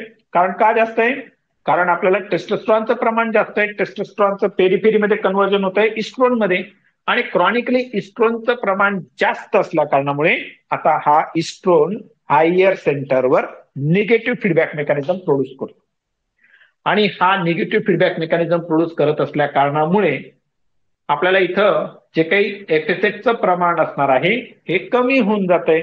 कारण इस्ट्रोन हा कुणाच्या रिलीजला इनिबिट करेल, कुणाच्या रिलीजला निगेटिव्ह फीडबॅक मेकॅनिझम प्रोड्यूस करेल, तर एफएसएचच्या. म्हणून इथं आपल्याला in case of polycystic ovarian सिंड्रोमच्या फिमेलमध्ये आपल्याला या ठिकाणी एलएचचं प्रमाण जास्त पाहायला मिळतं than that of the FSH. म्हणजे एफएसएचचं प्रमाण कमी होऊन जातं. रिड्यूस लेवल ऑफ एफएसएच होऊन जाते. एफएसएचचं प्रमाण का कमी झालं, तर इस्ट्रोनने त्या ठिकाणी निगेटिव्ह फीडबॅक मेकॅनिझम प्रोड्यूस केलेलं आहे. यामुळे एफएसएचचं प्रमाण कमी होतं आणि ल्युटिनायझिंग हॉर्मोनचं प्रमाण वाढतं. बरं, हेच एकच कारण आहे अशातला भाग नाही आहे मित्रांनो. पॉलिसिस्टिक ओव्हॅरियन सिंड्रोम का म्हटला, इथं फक्त हा एकच फॅक्टर काम करत नाही. इथे 3, 4, 5 गोष्टी ज्या आहेत एकत्रितरित्या काम करताना पाहायला मिळणार आहेत. आणि त्या 3ही 4ही गोष्टी एलएचचं प्रमाण जास्त ठेवतील, एफएसएचचं प्रमाण कमी ठेवतील. आणि त्या 3-4 फॅक्टर पैकी हा एक फॅक्टर आपल्याला पाहायला मिळतो की अशा पद्धतीने टेस्टोस्टेरॉनचं प्रमाण जास्त असतं. टेस्टोस्टेरॉन जास्त असल्या कारणामुळे इस्ट्रोनचं प्रमाण वाढतं आणि क्रॉनिकली इलेव्हेटेड इस्ट्रोनमुळे तो निगेटिव्ह फीडबॅक मेकॅनिझम प्रोड्यूस करतो. म्हणून आपल्याला एफएसएचचं प्रमाण कमी होतं आणि एलएचचं प्रमाण वाढून जातं. ठीक आहे, हे पहा, नीट लक्ष द्या. या गोष्टी का इतक्या सारख्या बडबड करतो किंवा वारंवार फार्मॅक्स शिकत असताना पण का सारखं बंबाड करत होतो, कारण मेन बेस जर का पक्का असला ना, नेमकी गडबड काय ही जर का आपल्याला माहिती असली तर मॅनेजमेंट काय करायची असणार आहे हे पण आपल्याला समजायला सोपं जातं. ठीक आहे, तर चला आपल्याला पुढे जायचं. अजून छोटासा टॉपिक आहे पण खूप महत्वाचा आहे, खूप महत्वाचा आहे. नीट मन लावून समजून घ्या. त्यासोबत काही फिमेल्समध्ये आपल्याला हायपर प्रोलॅक्टिनिमिया पाहायला मिळतो. याच्या मागचं कारण काय असतं की डोपामाइनची डेफिशियन्सी असू शकते, इजंट इट. आणि आपल्याला सगळ्यांना यापूर्वी आपण चर्चा केलेली आहे की प्रोलॅक्टिनचं प्रमाण जर का जास्त राहिलं, म्हणजे जसं ड्युरिंग लॅक्टेशनल पिरियडमध्ये प्रोलॅक्टिनचं प्रमाण जास्त असतं आणि प्रोलॅक्टिन जास्त असला तर एफएसएचचा रिलीज कमी होऊन जातो आणि आपल्याला त्या ठिकाणी एक प्रकारे अमेनोरिया होताना पाहायला मिळतो, फिजिओलॉजिकल अमेनोरिया. मग इथं डोपामाइन कमी असेल, कारण डोपामाइन काय, डोपामाइनचं दुसरं नाव काय मित्रांनो, हे कायम लक्षात ठेवायचं, हे खूप महत्वाचं आहे. डोपामाइनचं दुसरं नाव काय आहे, प्रोलॅक्टिन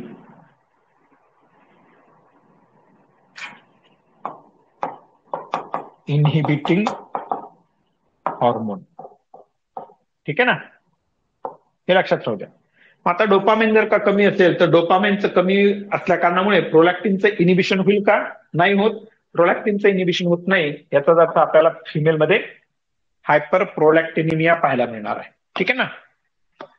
मग आता हा पण एक कारण झालं आणि प्रोलॅक्टिन जास्त असल्या कारणामुळे आपल्याला त्या ठिकाणी फिमेलमध्ये एफएसएचचं प्रमाण कमी होताना पाहायला मिळतं आणि एलएचचं प्रमाण वाढताना पाहायला मिळतं. ठीक आहे. आता ओव्हॅरियन एनलार्जमेंट हे पण एक गोष्ट नीट समजून घ्या की यामुळे सुद्धा आपल्याला अँड्रोजन्सचं प्रमाण फिमेलमध्ये वाढताना पाहायला मिळतं. कशा पद्धतीने ते नीट समजून घ्या. आता इन्क्रीज लेवल ऑफ एलएच असणार आहे. एलएचचं प्रमाण जास्त आहे आणि एलएच जास्त असल्या कारणामुळे आपल्याला या ठिकाणी ओव्हॅरियन अँड्रोजन्सचं सिंथेसिस जे आहे ते आपल्याला वाढताना पाहायला मिळालं. आणि under the influence of luteinising hormone ओव्हरीचं एनलार्जमेंट पण होते, कारण स्ट्रोमल सेल्स थिकल सेल्स जे असतात यांचा आपल्याला हायपरप्लाझिया होताना पाहायला मिळते आणि त्या कारणामुळे ओव्हॅरियन एनलार्जमेंट होत असताना पाहायला मिळते. आता यामुळे काय होऊन जातं की enlarge ovary shows white thickened capsule with stromal cell proliferation. Proliferation कोणाचं होतंय, मुद्दा तोच आहे, परत तिथंच घुमून फिरून सगळी गोष्ट येते की ज्या काही स्ट्रोमल थिकल सेल्स असणार आहेत, ज्या थिकल सेल्स असणार आहेत यांचं प्रॉलिफरेशन आपल्याला होताना पाहायला मिळतं. आणि एमसीक्यू येतो, ह्या पर्ली व्हाईट ओव्हरीज आपण पुढे पाहू तर त्यावरून आपल्याला लक्षात येईल हा एक काय पॅथोग्नोमिक फीचर असणार आहे. पर्ली व्हाईट ओव्हरीज जर का पाहायला मिळाला एमसीक्यू मध्ये तर तो पीसीओएस असणार आहे, हे कायम लक्षात ठेवा. मग थिकल सेलचं प्रॉलिफरेशन होतं आणि with 10 or multiple follicular cysts but without corpus luteum. ही गोष्ट खूप महत्वाची आहे. इथे हे नीट समजून घ्या. पहिले हे वाचून घेऊ आपण सगळं आणि मग समजून घेण्याचा प्रयत्न करू. आता इथं घटना काय होऊन जाते की ज्या काही आपण आता युजली नॉर्मल मेन्स्ट्रुअल सायकलमध्ये आपण त्या ठिकाणी चर्चा केली होती. काय चर्चा केली होती की ज्या काही प्रीमॉर्डियल ओव्हा असतात त्यानंतर प्रीमॉर्डियल फॉलिकल्स आपल्याला त्या ठिकाणी ग्रो होताना पाहायला मिळतात आणि मेन्सेसच्या 6व्या-7व्या दिवसापासून फक्त कुठला तरी एक डॉमिनंट फॉलिकल आपल्याला मोठा होताना पाहायला मिळतो आणि जे काही उरसूर फॉलिकल असतात हे यांचा ऍट्रिजा होताना आपल्याला पाहायला मिळत असतो आणि एकच जो काही फॉलिकल असतो हा लहानाचा मोठा होतोय. पण आता इथं घटना काय घडते त्याकडे नीट बारकाईने लक्ष द्या. घटना इथं अशी घडते की 10 किंवा त्यापेक्षा जास्त फॉलिकल्स आपल्याला मोठे होताना पाहायला मिळतात आणि त्यांचा नंतर सिस्ट मध्ये रूपांतर होताना पाहायला मिळतं. पण मात्र हे जे काही सिस्ट असणार आहेत, खूप महत्वाची गोष्ट आहे, नीट लक्ष द्या. हे जे काही सिस्ट असणार आहेत यांच्यात आपल्याला कॉर्पस ल्युटियम पाहायला मिळत नाहीये. There is a absence of corpus luteum. आता हाच मुद्दा आहे, याच्यावर आपण थोडंसं डिस्कशन करू. कॉर्पस ल्युटियम अब्सेंट आहे याचा अर्थ काय झाला? एकदम सोपा अर्थ काय झाला की ओव्ह्युलेशन झालेलं नाहीये. बरोबर आहे. कारण काय असतं की इथं फॉलिक्युलर फेज मध्ये ज्यावेळेस फॉलिकलची साईज ही 18 ते 20 mm पर्यंत होते, त्यानंतर आपल्याला इस्ट्रोजन हा एक सस्टेन रिलीज, आपला सस्टेन पीक त्याचा पाहायला मिळतो before the 2 days of ovulation. 12व्या दिवशी इस्ट्रोजनचं प्रमाण जास्त असतं आणि oestrogen elevated, chronically sustained elevated estrogen is going to produce the positive feedback mechanism, and because of that we get the surge of FSH, surge of LH. आणि हा mid cyclic surge जो होताना पाहायला मिळतोय एफएसएचचा आणि खास करून ल्युटिनायझिंग हॉर्मोनचा, that is the main cause of ovulation. आणि यामुळे आपल्याला ओव्ह्युलेशन होताना पाहायला मिळतं. आणि ओव्ह्युलेशन झालं की जो काही आपला फॉलिकल असणार आहे, now this follicle becomes the corpus haemorrhagicum and after that it becomes the corpus luteum because luteinisation of the ovulated follicle is going to take place. आणि under the influence of luteinising hormone here we get the progesterone as well as the oestrogen from the corpus luteum. पण आता घटना काय घडते त्याकडे नीट लक्ष द्या. या ठिकाणी आपल्याला फॉलिक्युलर सिस्ट पाहायला मिळतात, पण मात्र त्याच्यात आपल्याला ते कॉर्पस ल्युटियम पाहायला मिळत नाहीये. तो फक्त फॉलिकलच असणार आहे. म्हणून इथे शब्द काय वापरलाय? Follicular cyst but without corpus luteum. आता कॉर्पस ल्युटियम नाही म्हणजेच ओव्ह्युलेशन झालं नाही. ओव्ह्युलेशन झाले नाही म्हणजे आपल्याला प्रोजेस्ट्रॉन मिळतोय का? अजिबात नाही. आपल्याला फक्त आणि फक्त इस्ट्रोजन मिळतोय. आता नीट समजून घ्या, फक्त इस्ट्रोजन मिळणार आहे.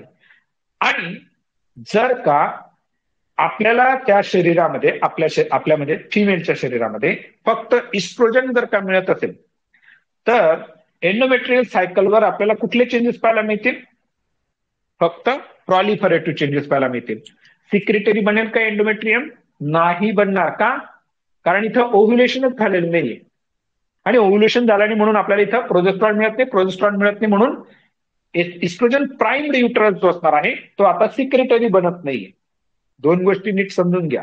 कळतायत ना? ओव्हरीमध्ये आपल्याला फॉलिकल पाहायला मिळतं, कॉर्पस ल्युटियम पाहायला मिळत नाही. आणि इस्ट्रोजन मिळतोय त्या कारणामुळे आपल्याला युटेरस मध्ये, एंडोमेट्रियम मध्ये फक्त प्रॉलिफरेटिव्ह चेंजेस पाहायला मिळतात. ठीक आहे. आता हे पुढे काय बडबड केलेली लिहिलेली ती आपण वाचून घेऊ. If there is absence of corpus luteum, then it means that ovulation not take place. बरोबर आहे? हेच आता थोडं आपण सांगितलं. Or in other words, we can say that ovaries are in follicular phase. तेच सांगितलं, म्हणजे हे मीच माझे शब्द टाकलेले आहेत. याचा अर्थ काय झाला की ओव्हरी आता फॉलिक्युलर फेज मध्ये and uterus is in proliferative phase. Uterus हा प्रॉलिफरेटिव्ह फेज मध्ये असणार आहे. And second important thing to remember here is that due to the above reason we will get only estrogenic effect on uterus. फक्त estrogenic effects पाहायला मिळतील and absence of corpus luteum, which means absence of progesterone.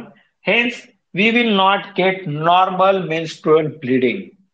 कारण आपण यापूर्वी फार्मॅकचा अभ्यास केला त्याची चर्चा केलेली होती की ज्या काही इस्ट्रोजन प्राइम्ड युटेरस असणार आहे फक्त इस्ट्रोजनच्याच ऍक्शन ज्यावेळेस पाहायला मिळत असतात त्यावेळेस तो इस्ट्रोजनचा विड्रॉलमुळे जी काही ब्लिडिंग होते ही कशी असते?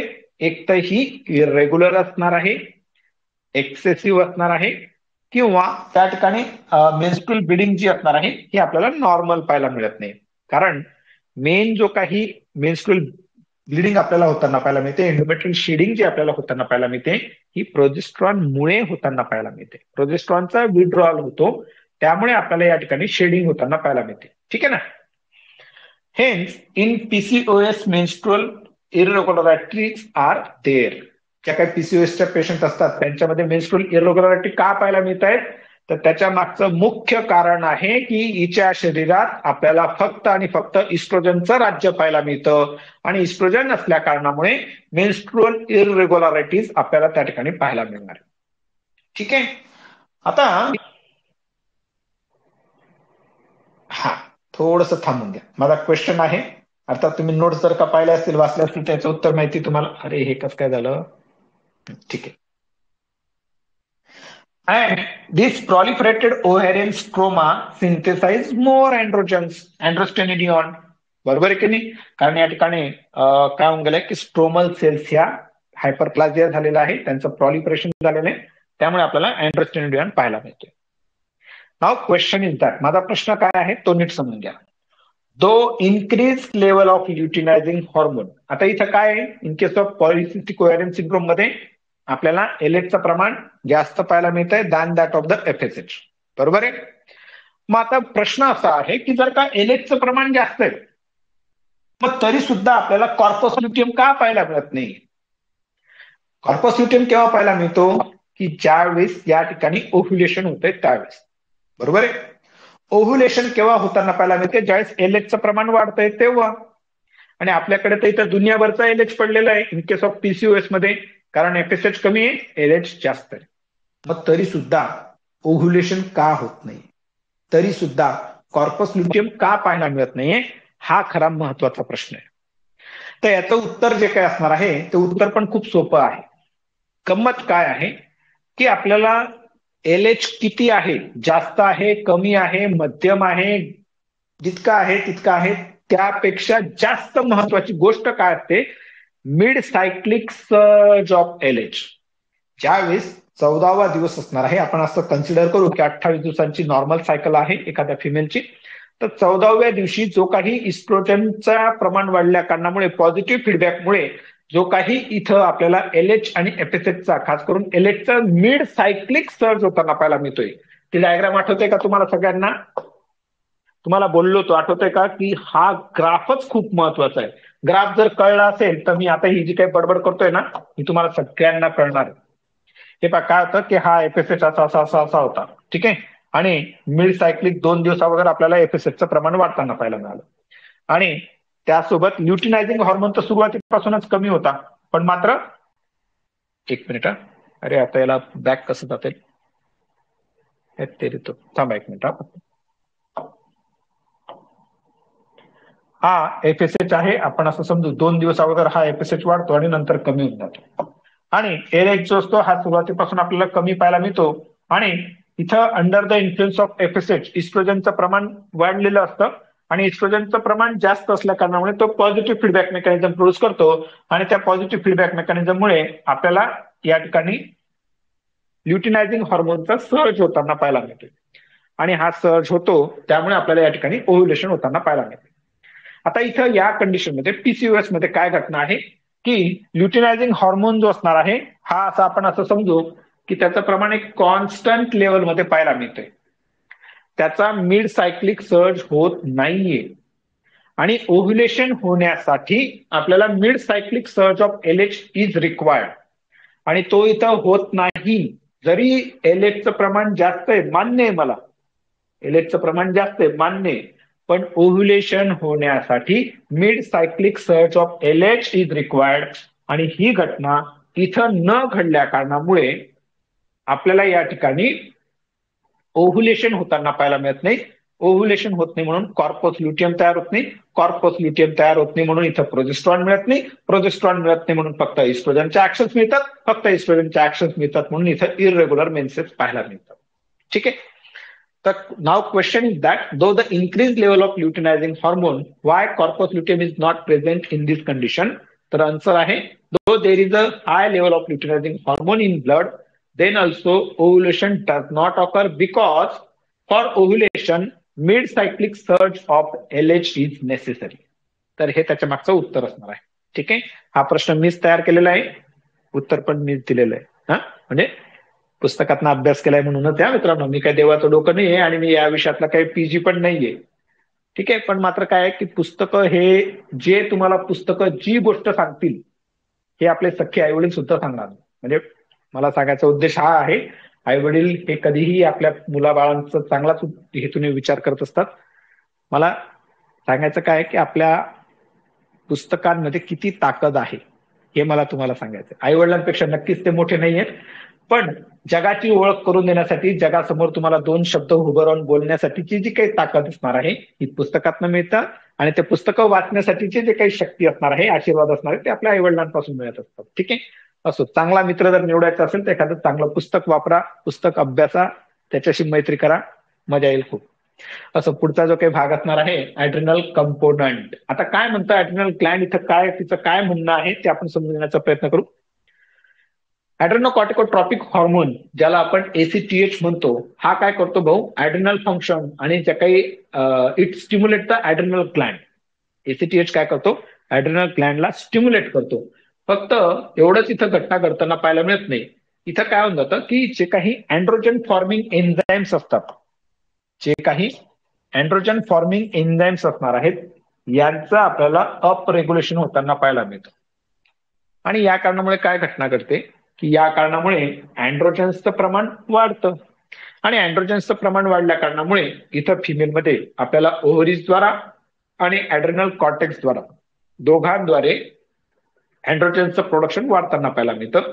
मग एसीटीएच पण आणि अपरेग्युलेशन ऑफ द अँड्रोजेनिक फॉर्मिंग एन्झाईम जे असणार आहेत, हे आपल्याला त्या ठिकाणी access production of androgen produce करण्यासाठी रिस्पॉन्सिबल आपल्याला पाहायला मिळत असतं. ठीक आहे ना. म्हणून या ठिकाणी आपल्याला ऍड्रिनल कंपोनंट सुद्धा खूप महत्वाचं आहे for the excess production of androgens. आणि हे अँड्रोजन्सचं प्रमाण वाढलं की पुढे काय घटना घडणार आहे हे आपल्याला माहिती आहे मित्रांनो. त्यासोबत हा दुसरा एक खूप महत्वाचा फॅक्टर आहे, इन्सुलिन रेझिस्टन्स अँड ओबेसिटी. मुळात आपल्याला बऱ्याचशा ज्या काही पीसीओएसच्या फिमेल असतात यांच्यामध्ये आपल्याला ओबेसिटी पाहायला मिळत असते, त्या लठ्ठ आपल्याला पाहायला मिळत असतात. जर का खरंच पीसीओएस ट्रीट करायचा असेल तर यासाठी ठीक आहे, ह्या बाकीच्या ज्या काही इटिओपॅथोजेनेसिस होते, पॅथोफिजिओलॉजी घडते, ती तर मान्य आहे मला. पण जर का खरंच जर का ओबेसिटी आपला पीसीओएस मॅनेज करायचा असेल तर ड्रग्स जे काही आपण देणार आहोत ते तर देणार आहोत, नो डाऊट.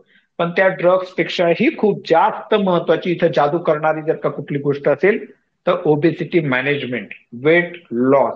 का, कसं, ते आता आपल्याला या ठिकाणी समजून घ्यायचंय. ठीक आहे. The central obesity is important factor for which is responsible for the polycystic ovarian syndrome. तर मग ही जी काही सेंट्रल ओबेसिटी असणार आहे ती खरं तर पीसीओएस साठी रिस्पॉन्सिबल असणार आहे, मेन इम्पॉर्टंट फॅक्टर ओबेसिटी. ठीक आहे. आता काय घटना घडते की obesity is associated with reduced sex hormone binding ग्लोब्युलिन्सचे काय असणार आहेत, हा इथं जी पाहिजे होता, सेक्स हॉर्मोन बाइंडिंग ग्लोब्युलिन जी पाहिजे होता इथं. ठीक आहे. तर आता गोष्ट काय जाते की हा अँड्रोजन रिलीज झाला. ठीक आहे. अँड्रोजन्स रिलीज झाले तर अँड्रोजन्स कोणासोबत बाइंड होतात, त्यांचे जे काही प्रोटीन्स असणार आहेत म्हणजे सेक्स हॉर्मोन बाइंडिंग ग्लोब्युलिन्स जे असणार आहेत यांच्यासोबत ते बाइंड होतात. आणि आपण जनरल फार्मॅकमध्ये अभ्यास केलाय मित्रांनो सगळ्यांनी की एखादा सबस्टन्स, एखादा ड्रग, एखादा एंडोजिनियस सबस्ट्रेट जर का प्रोटीन सोबत बाइंड झाला, जर का प्रोटीन सोबत बाइंड झाला, मग आता हा जो काही कॉम्प्लेक्स तयार झाला आहे हा फिजिओलॉजिकली म्हणा किंवा फार्मॅकोलॉजिकली आहे का महत्वाचा, अजिबात नाही. हा कुठल्याच प्रकारच्या फिजिओलॉजिकल ऍक्शन प्रोड्यूस करू शकत नाही, किंवा एखादा ड्रग ज्यावेळेस आपण देत असतो पेशंटला त्याची protein binding is going to decide how much effect that particular drug is going to produce on the person, किंवा त्याचा जो काही ड्युरेशन ऑफ ऍक्शन असणार आहे किंवा त्याचं जे काही डिस्ट्रीब्युशन असणार आहे हे आपल्याला एकंदरीत या प्लाझ्मा प्रोटीन बाइंडिंग किंवा जे काही प्रोटीन बाइंडिंग असणार आहे त्यावरून पाहायला मिळते. मग आता घटना काय होऊन जाते की ओबेसिटीमुळे काय होऊन जातं की जो काही सेक्स हॉर्मोन बाइंडिंग ग्लोब्युलिन्स असतात यांचं प्रमाण कमी होऊन गेलं. बघा नीट लक्ष द्या, ओबेसिटीमुळे सेक्स हॉर्मोन बाइंडिंग ग्लोब्युलिनचं प्रमाण कमी झालं, पीसीओएस मध्ये अँड्रोजन प्रोडक्शन वाढून गेलेलं होतं आणि त्या मानाने आपल्याला या ठिकाणी सेक्स हॉर्मोन बाइंडिंग ग्लोबुलिन नाही येत, ते नॉर्मल पेक्षाही कमी होऊन गेले आणि हे अँड्रोजन्स प्रमाणापेक्षा खूप जास्त होऊन गेले. बरोबर आहे. मग आता आपल्याला माहिती की जे काही फ्री फॉर्म मध्ये मॉलिक्युल्स असतात हे काय करतात, आपल्या शरीरामध्ये धुमाकूळ करत बसतात. त्यांच्या ज्या काही ऍक्शन्स असणार आहेत हे आपल्याला वाढताना पाहायला मिळत असतात आणि या कारणामुळे less binding of androgens to those proteins which ultimately result in to yes what we will get increase concentration of the androgens. आणि अँड्रोजन्सचं जर का प्रमाण वाढलं तर त्यांच्या ऍक्शन सुद्धा आपल्याला वाढताना पाहायला मिळतात आणि एकंदरीत ह्या सर्व गोष्टी आपल्याला त्या फिमेलमध्ये ज्या काही हॉर्मोनल इम्बॅलन्स असणार आहे तो आपल्याला प्रोड्यूस करत असतानाचा पाहायला मिळतात. त्याच्या व्यतिरिक्त अजून एक जबरदस्त घटना आपल्याला या ठिकाणी घडताना पाहायला मिळते आणि ती घटना अशी असणार आहे. अरे वा, 2 पेन सिलेक्ट करता येतात आता, व्हेरी गुड. मग आता महत्वाची घटना काय घडते इथं की ओबेसिटी काय करते, ओबेसिटी या ठिकाणी इन्सुलिनचा रेझिस्टन्स प्रोड्यूस करून टाकते. ठीक आहे, इन्सुलिनचा रेझिस्टन्स झाला आणि इन्सुलिनचा रेझिस्टन्स बसल्या कारणामुळे आता इथं हिची जी काही पॅनक्रिया आहे ही काय नॉन फंक्शनिंग थोडी आहे. मग इन्सुलिनमुळे आपल्याला ऍक्शन, इन्सुलिनच्या रेझिस्टन्समुळे इन्सुलिनच्या ऍक्शन्स पाहायला मिळत नाही, म्हणून पॅनक्रिया काय करते, जास्त प्रमाणामध्ये इन्सुलिनचं प्रोडक्शन करते आणि या कारणामुळे आपल्याला त्या फिमेलमध्ये हायपर इन्सुलिनिमिया पाहायला मिळतो, म्हणजे इन्सुलिनचं प्रमाण वाढलेलं पाहायला मिळतं. आणि ह्या हायपर इन्सुलिनिमियामुळे increase gonadal androgen production is going to take place. Hyper इन्सुलिनिमियामुळे कोनॅडल अँड्रोजनचं प्रोडक्शन जे असणार आहे हे प्रोडक्शन वाढतंय. तर नीट लक्ष द्या, घटना काय घडते त्याकडे नीट लक्ष द्या. पहा, पहिली महत्वाची घटना काय झाली की ओबेसिटी, स्पेलिंग बरोबर आहे ना, हा, ओबेसिटीने काय केलं की हे जे काही सेक्स हॉर्मोन बाइंडिंग ग्लोब्युलिन्स होते त्यांचं प्रमाण कमी करून टाकलं. दुसरी गोष्ट, इन केस ऑफ पीसीओएस अँड्रोजन्स मुळात जास्त होते, त्यामुळे अँड्रोजन्सची जी काही बाइंडिंग होती ती बाइंडिंग कमी झाली. म्हणजे याच्यामुळे काय झालं की जो काही फ्री फॉर्म मध्ये अँड्रोजन्स होते, फ्री फॉर्म ऑफ अँड्रोजन्स काय झाले, हे वाढून गेले. ठीक आहे, आणि याच्यासोबत ओबेसिटीमुळे काय झाला की आपल्याला इन्सुलिनचा रेझिस्टन्स बसताना पाहायला मिळाला आणि या इन्सुलिनच्या रेझिस्टन्समुळे पॅनक्रियाद्वारा इन्सुलिनचं प्रोडक्शन वाढलं आणि इन्सुलिनचं प्रोडक्शन वाढल्या कारणामुळे अजून इथं आपल्याला गोनॅडल अँड्रोजनचं प्रोडक्शन वाढताना पाहायला मिळते. मग हे या कारणामुळे गोनॅडल अँड्रोजनचं प्रोडक्शन वाढल्या कारणामुळे म्हणा किंवा हायपोथॅलॅमिक इन्व्हॉल्वमेंट, हायपोथॅलॅमिक पिट्युटरी डिस्फंक्शनमुळे म्हणा किंवा ॲड्रिनल कंपोनंटमुळे म्हणा, जो पण काही ओव्हरऑल ह्या तिन्ही चारी गोष्टी काय करतायत, कुणीकडे घेऊन जात आहेत, त्या फिमेलच्या शरीरामध्ये काय घडवत आहेत, अँड्रोजन्सचं प्रोडक्शन जास्त करतायत आणि अँड्रोजनचं प्रोडक्शन वाढतंय. त्याच्या व्यतिरिक्त हायपर इन्सुलिनेमिया अजून काय घटना घडवतो, तो ल्युटिनायझिंग हॉर्मोनच्या रिलीजला वाढवून टाकतो. म्हणजे हायपोथॅलॅमिक कॉज पण सोडून द्या, कोहेरेंट कॉज पण सोडून द्या, ॲड्रिनल कंपोनंट पण सोडून द्या. म्हणजे ते हे तीनही जे काही फॅक्टर्स आहेत हे 2 मिनिटाकरता आपण असं समजू की त्याचा आणि पीसीओएसचा काही लांब लांब संबंध नाही, 2 मिनिटाकरता. पण एकटी ही ओबेसिटी किती धुमाकूळ करून टाकते तिच्या शरीरामध्ये. म्हणजे ही ओबेसिटी काय काय करते याकडे नीट लक्ष द्या. हे पहा, याकडे नीट लक्ष द्या. ओबेसिटीने काय काय केलं, एकीकडे इन्सुलिनचा रेझिस्टन्स बसवला, इन्सुलिनच्या रेझिस्टन्समुळे हायपर ग्लायसेमिक स्टेट पण निर्माण झाले तिच्या शरीरात. बरोबर आहे. दुसरी गोष्ट, सेक्स हॉर्मोन बाइंडिंग ग्लोबुलिनचं प्रमाण कमी करून टाकलं, अँड्रोजन्सचं प्रमाण वाढून गेलं, अँड्रोजन्सच्या ऍक्शन्स वाढून गेला, हायपर इन्सुलिनिमिया केला. ही गोष्ट जबरदस्त आहे, हीच जास्त डेंजर आहे. हायपर इन्सुलिनिमिया केल्यामुळे ल्युटिनायझिंग हॉर्मोनचं प्रमाण वाढलं आणि जास्तीत जास्त अँड्रोजनचं प्रोडक्शन वाढलं, कारण ल्युटिनायझिंग हॉर्मोनचं प्रमाण वाढल्या कारणामुळे this luteinising hormone is going to act on the theca interna and the stromal cells of the ovary and they are going to increase the synthesis of, or they will the production of androgens is going to be increased. आणि एकंदरीत ह्या कारणांमुळे आपल्याला या ठिकाणी ovarian changes होताना पाहायला मिळतात आणि त्यामुळे आपल्याला या ठिकाणी फिमेलमध्ये पॉलिसिस्टिक ओव्हॅरियन सिंड्रोम होताना पाहायला मिळणार. पाहिलं ओबेसिटी किती डेंजर आहे ना. मग आता इथे पॅथॉलॉजी काय घडणार आहे, या पॅथॉलॉजी काय असते ती आपल्याला समजून घ्यायची. जर का या डायग्राम मध्ये तुम्ही पाहू शकत असाल तर हे बाहेरून अपिअरन्स असणार आहे ओव्हरीचं. त्या ठिकाणी आपल्याला ठिकठिकाणी असे जे काही मोती असतात, हा डुप्लिकेट आहे माझ्या हातातला, तर जे काही मोती असतात त्याला पर्ली व्हाईट पर्ल जे असणार आहे त्याला मोती म्हणतो आपण. तर ओव्हरीमध्ये हे जे काही फॉलिकल्स असतात त्या मोत्याच्या आकाराचे आपल्याला पाहायला मिळतात. पर्ली व्हाईट ओव्हॅरियन फॉलिकल्स पाहायला मिळतात आपल्याला. सिस्ट असतात हे ऍक्च्युली. ओव्हरीज आर एनलार्ज, ओव्हरीची साईज वाढून जाते. नॉर्मल ओव्हरीचं जे काही स्ट्रक्चर डायमेन्शन असणार आहे काय आहेत, 3/2/1 सेंटीमीटर. आणि तिचा जो काही व्हॉल्यूम आहे किती आहे, साधारणतः 6 सेंटीमीटर पर क्युबिक असा काहीतरी तिचा नॉर्मल व्हॉल्यूम आहे. आपण कालच्या का परवाच्या लेक्चरमध्ये त्या ठिकाणी या संदर्भात चर्चा केलेली आहे की सोनोग्राफी ज्यावेळेस होती यूएसची, डायग्नोस्टिक एड्स मध्ये आपण चर्चा केलेली होती की ओव्हरीचा जो काही डायमेन्शन आहे 3/2/1 सेंटीमीटर आणि जो काही व्हॉल्यूम आहे हा 6 सेंटीमीटर क्यूब इतका आपल्याला पाहायला मिळतो तिचा व्हॉल्यूम. मग आता इथं घटना काय करते की ओव्हरीची साईज वाढून गेलेली आहे, बरोबर आहे. आणि having the thick white capsule with thecal cell proliferation, ज्या काही थिकल सेल्स असणार आहेत ते बघा या ठिकाणी या थिकल सेल्स पाहायला मिळतात, त्यांचं प्रॉलिफरेशन झालेलं पाहायला मिळतं. आणि multiple follicular cyst without corpus luteum, भरपूर सारे फॉलिक्युलर सिस्ट पाहायला मिळतील पण कॉर्पस ल्युटियम आपल्याला पाहायला मिळणार नाहीये. आता इथे एक प्रश्न तुम्हाला पाहायला मिळेल, एंडोमेट्रियम जो असणार आहे हा एंडोमेट्रियम असणार आहे. हा एंडोमेट्रियम आपल्याला प्रॉलिफरेटिव्ह फेज मध्ये पाहायला मिळणार. कारण काय असेल, का आपल्याला एंडोमेट्रियम प्रॉलिफरेटिव्ह फेज मध्ये पाहायला मिळतोय, तर उत्तर सोपं आहे मित्रांनो. या ओव्हरीकडे जर का तुम्ही पाहिलं तर लक्षात येतं की आपल्याला या ठिकाणी हे जे काही सिस्ट असणार आहेत हे विदाउट कॉर्पस ल्युटियमचे पाहायला मिळतात. आणि विदाउट कॉर्पस ल्युटियम म्हणजे ओव्ह्युलेशन झालेलं नाही. ओव्ह्युलेशन झालेलं नाही म्हणजे फक्त आणि फक्त आपल्याला इस्ट्रोजनच्या ऍक्शन पाहायला मिळतात. मग त्या ठिकाणी फॉलिक्युलर फेजमध्ये पण आणि ल्युटियल फेजमध्ये पण एकच हॉर्मोन पाहायला मिळतो, इस्ट्रोजन. आणि हा इस्ट्रोजन जास्त असल्या कारणामुळे आपल्याला या ठिकाणी इंडोमेट्रियल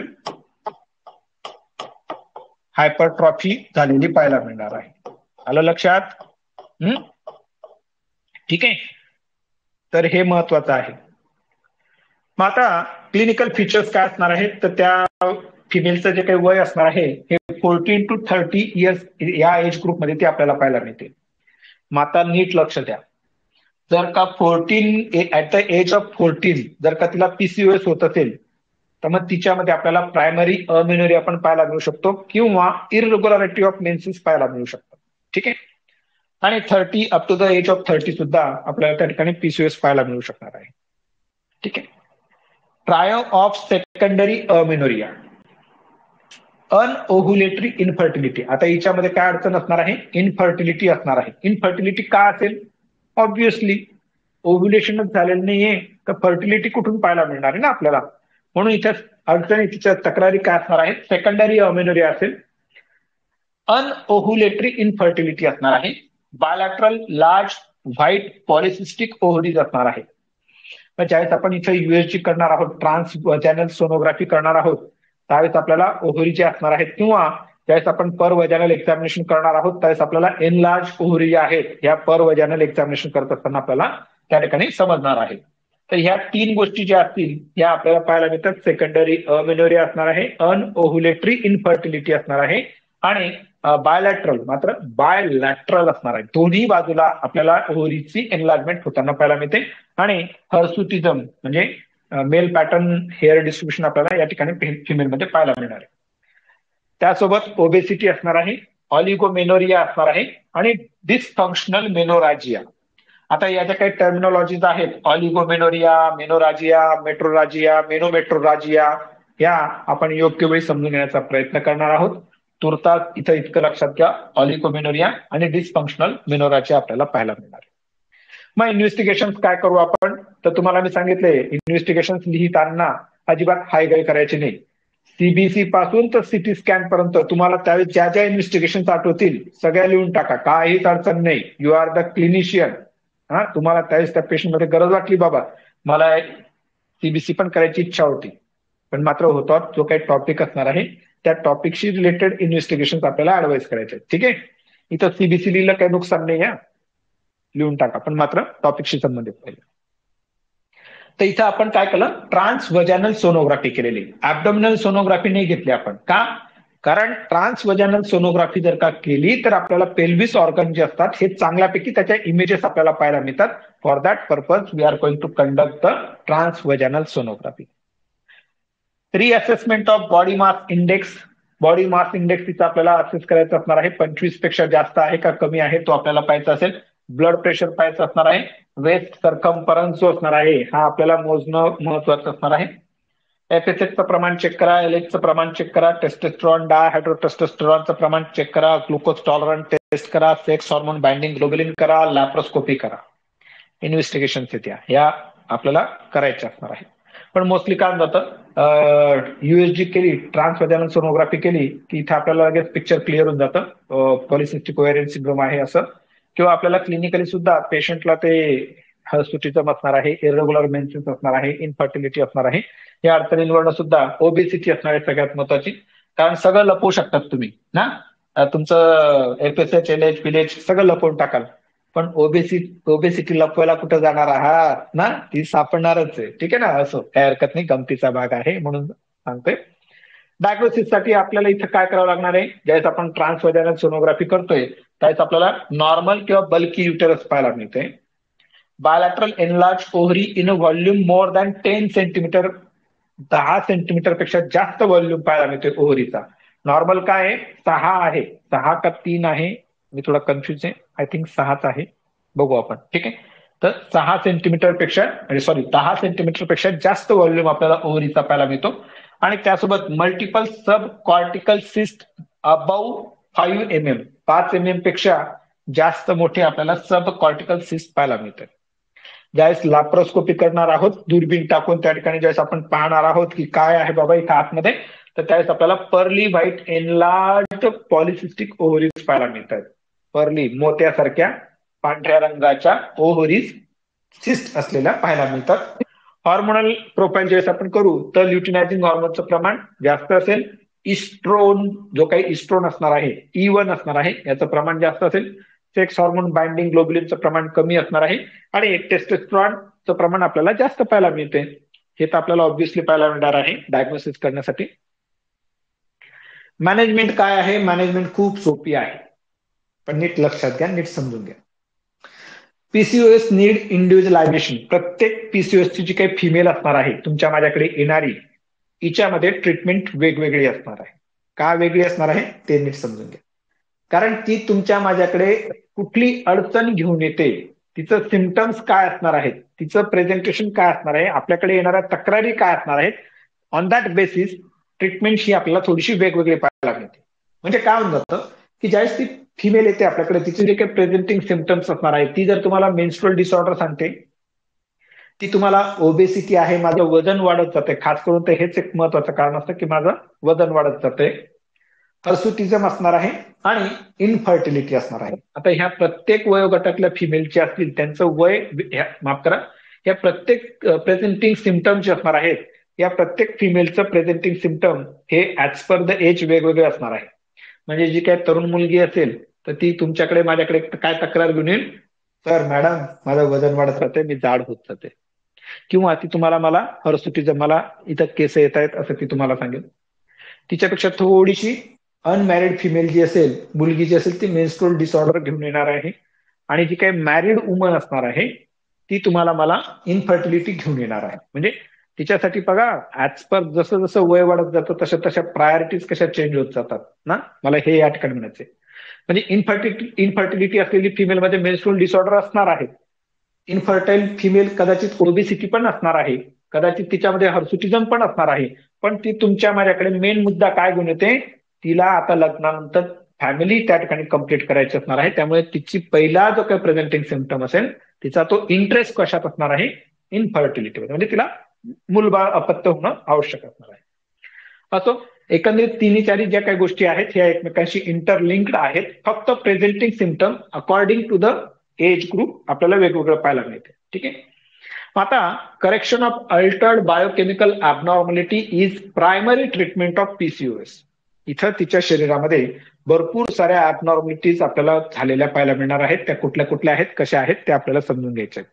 आणि त्या जर का आपण मेंटेन केल्या, तो जर का समतोल जर का आपण ठेवण्याचा प्रयत्न केला, तर आपल्याला या ठिकाणी पीसीओएस ची मॅनेजमेंट होत असताना पाहायला मिळते. कशी, ते आता आपण समजून घेण्याचा प्रयत्न करू. सगळ्यात महत्वाचं, also patients counselling is very important.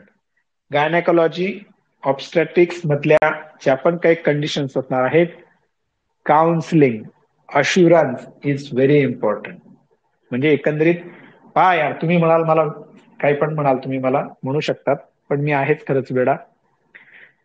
ज्यावेळेस पॅरासिम्पॅथेटिक नर्वस सिस्टीमचा आपण अभ्यास करत होतो, त्यावेळेस मी कदाचित तुम्हाला हे उदाहरण दिलं असेल की ज्या काही नर्सरीच्या शाळा असतात किंवा जे काही युकेजी, LKGचे जे काही विद्यार्थी असतात, त्यांना शिकवण्यासाठी मेल टीचरच्या ऐवजी फिमेल टीचर खूप जास्त आपल्याला पाहायला मिळतात. त्याच्या मागचं कारण काय, की ते लहान लहान लेकर असतात आणि कुठलीही फिमेल जी असेल तिला माया, ममता, करुणा, प्रेम हे पुरुषापेक्षा जास्त देऊन ठेवलंय देवाने. का?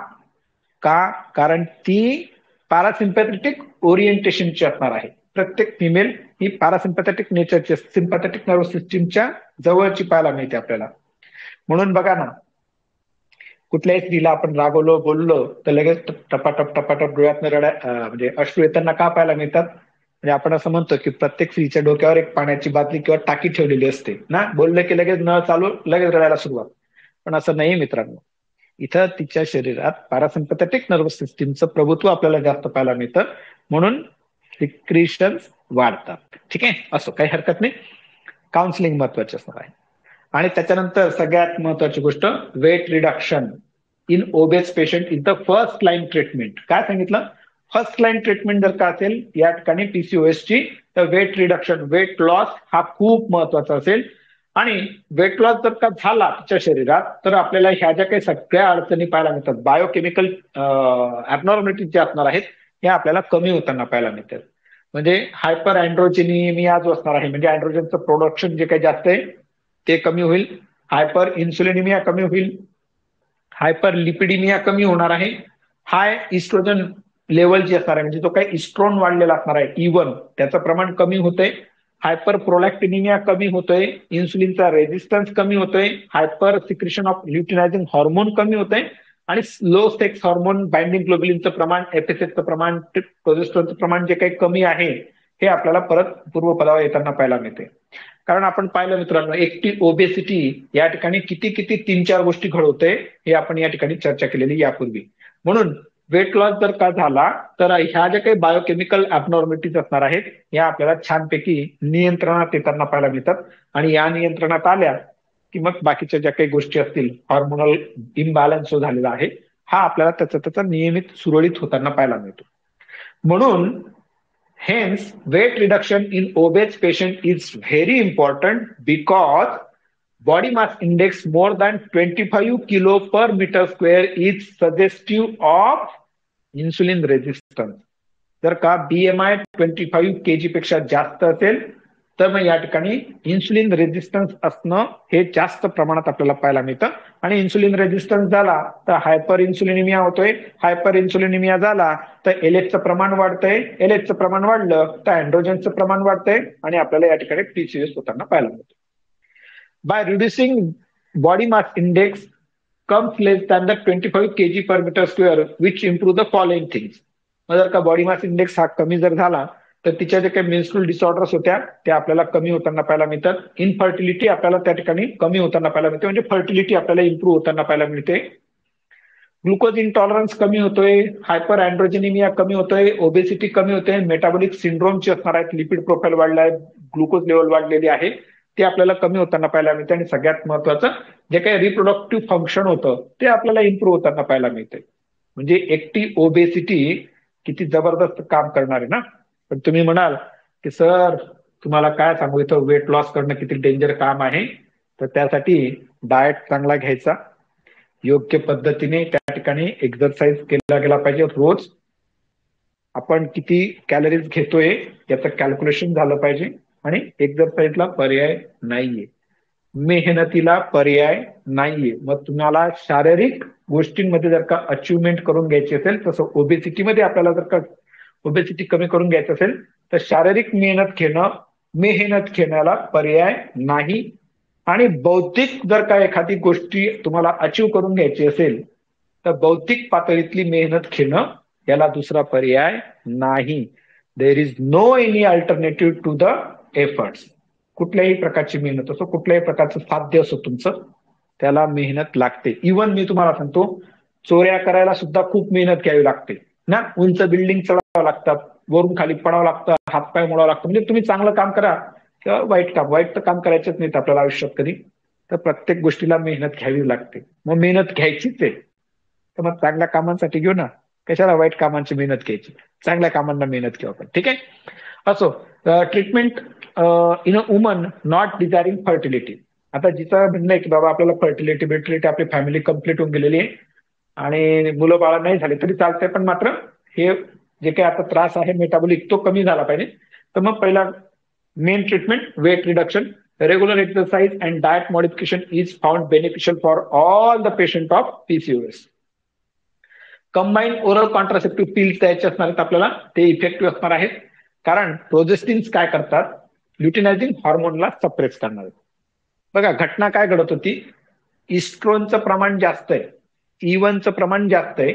E1 काय करतो, क्रॉनिकली इलेव्हेटेड E1 काय करतो, एफएसएचला सप्रेस करून टाकतो आणि एफएसएचचं प्रमाण कमी होऊन जातं आणि एलएचचं प्रमाण जास्त होऊन जातं. हा इनबॅलन्स होतो. यामुळे आपल्याला या ठिकाणी अँड्रोजन प्रोडक्शन वाढताना पाहायला मिळतात ओव्हरीजद्वारा. मग आता इथं आपल्याला एलएच ला कमी करून घ्यायचंय. इथं इस्ट्रोजन दुनियाभरचा आहे याच्याकडे, E1 भरपूर आहे आपल्याला पाहायला मिळतोय. मग आपल्याला एलएच कमी करून घ्यायचं आहे. एलएच कमी करायचं असेल तर आपल्याला बाहेरून प्रोजेस्टिन्स टाकायचे तिला. ठीक आहे. मग आपण तिला काय केलंय, प्रोजेस्टिन्स टाकले. प्रोजेस्टिन्सने काय केलं, ल्युटिनायझिंग हॉर्मोनचं प्रमाण कमी केलं आणि इस्ट्रोजन इम्प्रूव्ह केला. इस्ट्रोजन इम्प्रूव्ह केला म्हणजे कोण, आता हिच्या शरीरात पहिले E1 होता, आता E2 मिळतोय आपल्याला, की जिचा जो खरा इस्ट्रोजन असणार आहे फिमेलचा हा E2 आहे. तर तो इस्ट्रोजन इम्प्रूव्ह होतो म्हणजे E2चं प्रोडक्शन आपल्याला चांगल्यापैकी होताना पाहायला मिळतं. सेक्स हॉर्मोन बाइंडिंग ग्लोबुलिनचं प्रमाण वाढताना पाहायला मिळतं आणि एकंदरीत जो काही फ्री टेस्टोस्टेरॉन असणार आहे हा आपल्याला कमी होताना पाहायला मिळतोय. म्हणजे बघा ना किती जबरदस्त गोष्ट आहे यात. नुसतं प्रोजेस्टिन्स टाकल्यामुळे किती जबरदस्त बदल घडतायत ना. ठीक आहे. आणि काही वेळेस मग आपल्याला त्या फिमेलमध्ये कंबाईन्ड ओरल कॉन्ट्रासेप्टिव्ह द्यायचे असणार आहेत. Also combined oral contraceptive will prevent endometrial hyperplasia and abnormal uterine bleeding, even endometrial cancer. मग काही वेळेस त्या फिमेलमध्ये आपल्याला कंबाईन इस्ट्रोजन प्रोजेस्टेरॉन टाकावं लागणार आहे आणि कंबाईन इस्ट्रोजन प्रोजेस्टेरॉन टाकल्यामुळे जे पण काही ॲबनॉर्मल म्हणजे फक्त इस्ट्रोजनमुळे जे पण काही ॲबनॉर्मल ऍक्शन आपल्याला विड्रॉल ब्लिडिंग होताना पाहायला मिळत होती ती पण आपल्याला होताना पाहायला मिळत नाही. फक्त इस्ट्रोजनमुळे जे काही एंडोमेट्रियल हायपरट्रॉफिक चेंजेस होताना पाहायला मिळतात त्यामुळे आपल्याला एंडोमेट्रियल कार्सिनोमा होताना मिळू शकत होता, तो पण आता आपल्याला पाहायला मिळणार नाहीये.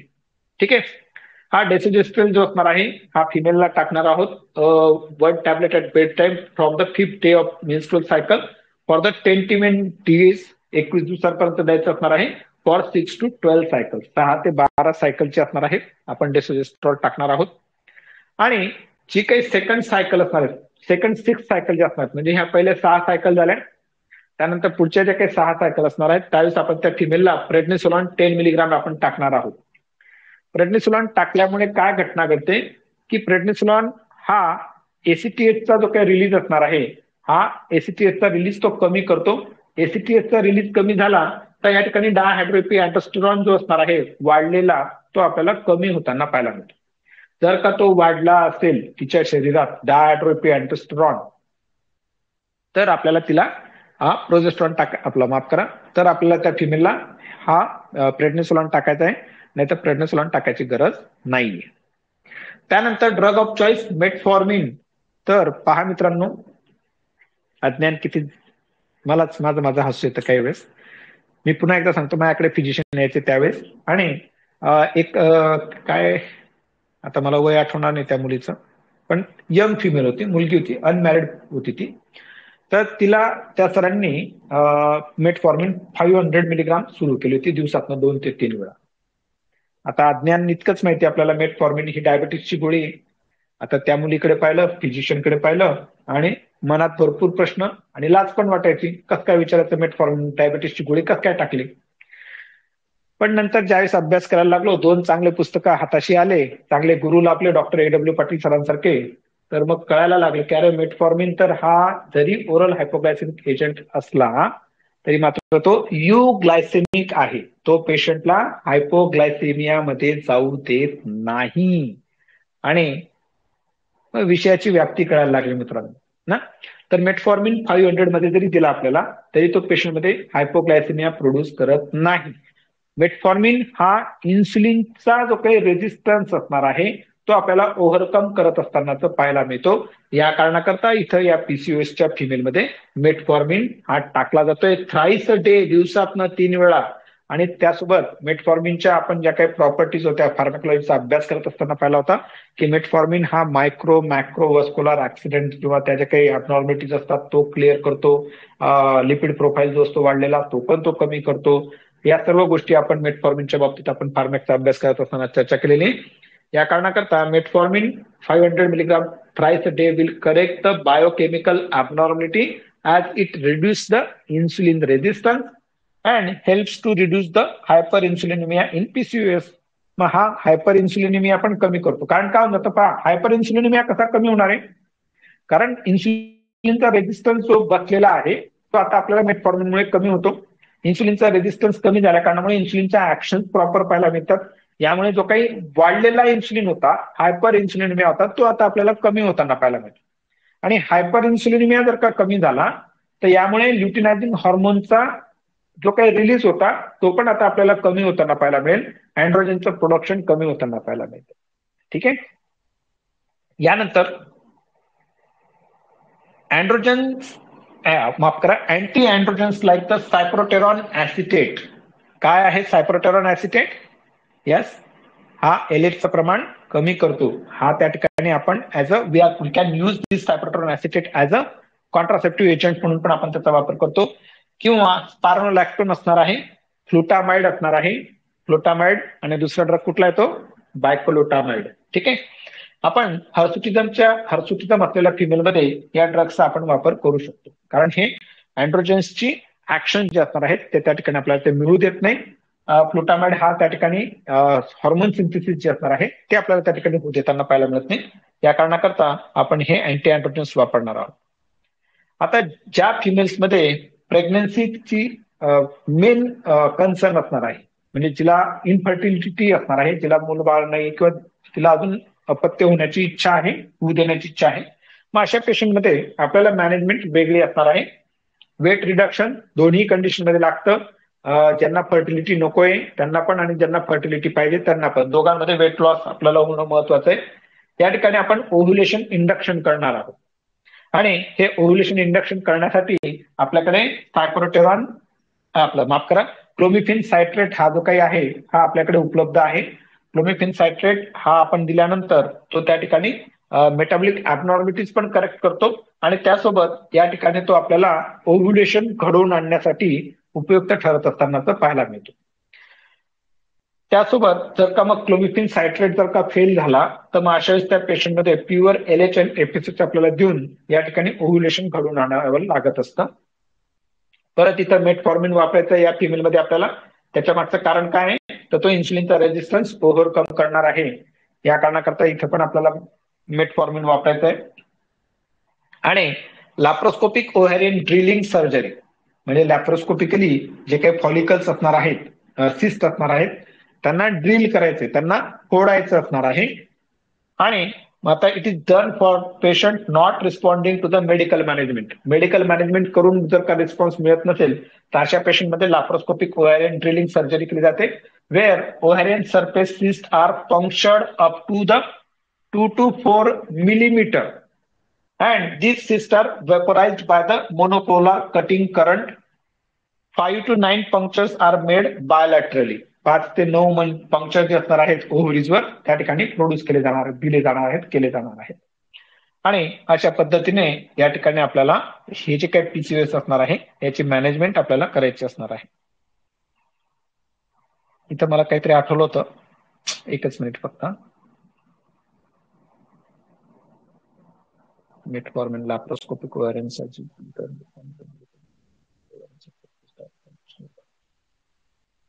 जाऊ द्या, मला आता काही आठवत नाही, आठवलं तर सांगतो. ठीक आहे. तर असा एकंदरीत हा पीसीओएस असणार आहे. खूप छोटासा टॉपिक आहे, पण मात्र त्याची पॅथोफिजिओलॉजी जर का चांगल्यापैकी समजून घेतली तर आपल्याला ह्या हॉर्मोन्सच्या कशा कशा वेगवेगळ्या ऍक्शन्स असतात हे पण आपल्याला या ठिकाणी समजायला मदत होते. थोडक्यात जाता जाता पीसीओएस जर का म्हटला तर आपल्याला काय करायचं असणार आहे, काय शब्द बोलायचा असणार आहे? अहो, ऐकलं का? हा, आपण ज्या स्लीपच्या स्टेजेस होत्या ना, त्यावेळेस आपण ह्या अहोचा अभ्यास केलेला आहे. स्टिम्युलस कसा आहे त्याच्यावर ना अहो जे असतात ते डोळे उघडतात ना, असं काही हरकत नाही. तर आपण या ठिकाणी आज थांबू. तुमच्या काही शंका असतील तर त्या तुम्ही मला विचारू शकता. एक मिनिट, मला मेसेजेस वाचून घेतो पहिले. चुकून अँड्रॉइड झाला. हनीकोम अपीअरन्स खूप छान, हनीकोम अपीअरन्स एकदम मस्त.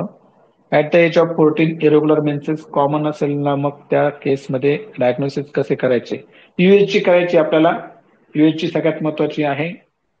Facial hair growth can be one reason. ठीक आहे. सेकंड रिझन इमॅच्युअर फॉलिकल और anovulatory cycle is also the reason. ठीक आहे. कुणाला काही शंका?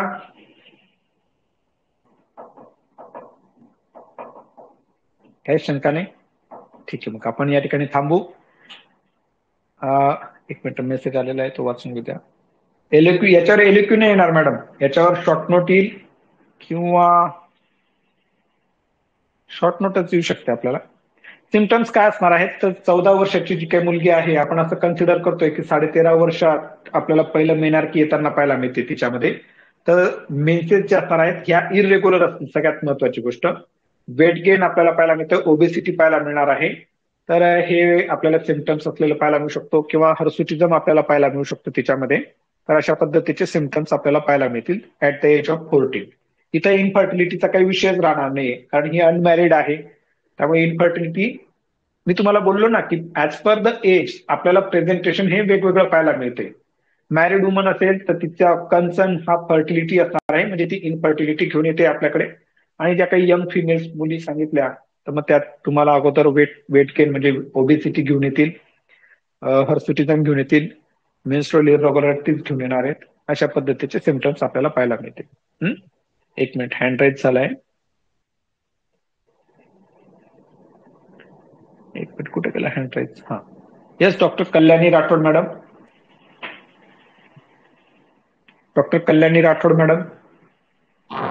हा सर, मला विचारायचं होतं की पीसीओएसचे पेशंट विथ इन्फर्टिलिटी, समजा तिला इन्फर्टिलिटीसाठी ट्रीटमेंट करायची आहे, तर मग पहिले आपण तिचं सायकल रेग्युलर करायची की डायरेक्ट क्लोमिफेन देऊ शकतो? ओव्युलेशन इंडक्शनच डायरेक्ट नाही करायचं? नाही नाही नाही, क्लोमिफेन सायट्रेट हा आपल्याला तेव्हाच द्यायचा आहे ज्यावेळेस आपण हे सगळ्या बायोकेमिकल ऍबनॉर्मॅलिटीज ज्या आहेत या करेक्ट करून घेतोय, त्याच वेळेस द्यायचे आहेत आपल्याला. म्हणजे आपण तिचं वेट लॉस करून घेऊ, तिचे हे जे काही सगळे ऍबनॉर्मल रिपोर्ट्स असणार आहेत ते आपल्याला, वेट लॉस झालं की भरपूर सारे तिचे जे काही 50-60-70% प्रश्न असणार आहेत ना, हे त्याचे सुटून जाणार आहेत. ओके ठीक आहे. ओके, म्हणजे सायकल पहिले रेग्युलर करायचं आणि मग इंडक्शन करायचं. इंडक्शन करायचं, हा, डायरेक्ट नाही करायचं आपल्याला. हा, हो हो, thank you sir. Okay, yes, welcome. Okay, एक मिनिट, जैन मॅडम. मिनिट. हा, बोला madam. Doctor Pranjali Jain madam.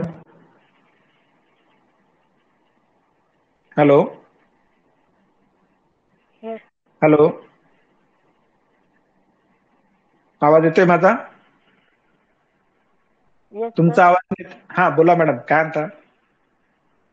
Sir, weight जर ओबेज नसेल पेशंट तर मग? हा, ओबेज नसेल तर मग अशा वेळेस आपल्याला त्या फिमेलला मेटफॉर्मिन सुरू करायचे आहेत, बरोबर, कारण हायपर इन्सुलिनिमिया असणार आहे. तो आपल्याला रेग्युलेट करायचा असेल, किंवा मग आपल्याला तिला प्रोजेस्टिन द्यायचे आहेत, इस्ट्रोजन प्रोजेस्ट्रॉन द्यायचा आहे, सायकल रेग्युलेट करून घ्यायची. लीन थिन असेल पेशंट तर? लीन थिन असेल हा, तर? मग तेच सांगतोय ना, मग आपल्याला लीन थिन पेशंट आहे ना, मग आपल्याला प्रोजेस्टिन द्यायचे आहेत जेणेकरून एलएचचं प्रमाण कमी होईल, किंवा आपल्याला त्या ठिकाणी तिला इस्ट्रोजन प्रोजेस्ट्रॉन दोघं सुरू करायचे आहेत जेणेकरून सायकल रेग्युलेट होईल आणि अँड्रोजनचं प्रोडक्शन कमी होईल, सेक्स हॉर्मोन बाइंडिंग ग्लोब्युलिन्स वाढतील. दोन्ही गोष्टीत मॅडम, जर मेनी ऑफ द टाइम त्या ओबेज असणार आहेत, पण नसतील ओबेज तर मग आपल्याला तिची सायकल रेग्युलेट करून घ्यायची. म्हणजे आपल्याला कॉन्ट्रासेप्टिव्ह जे ओरल कॉन्ट्रासेप्टिव्ह असतात, कंबाईन इस्ट्रोजन प्रोजेस्टेरॉन पिल्स जे असणार आहेत ते आपल्याला तिला द्यायचे असणार आहेत. पण पहिले आपण चालेल. प्रोजेस्टेरॉन सुरू करू, नंतर estrogen progesterone. Thank you. Yes, welcome. अजून कोणाला काही शंका? चला तर मग मित्रांनो, रजा घेतो. काळजी घ्या, आनंदी राहा, अभ्यास करत राहा. फार्मॅकोलॉजी वाचायचं आहे. ऑटोनॉमिक नर्वस सिस्टीम हे एक्झाम गोईंग बॅच जी आहे 23-24 ची त्यांच्यासाठी आहे. ठीक आहे ना?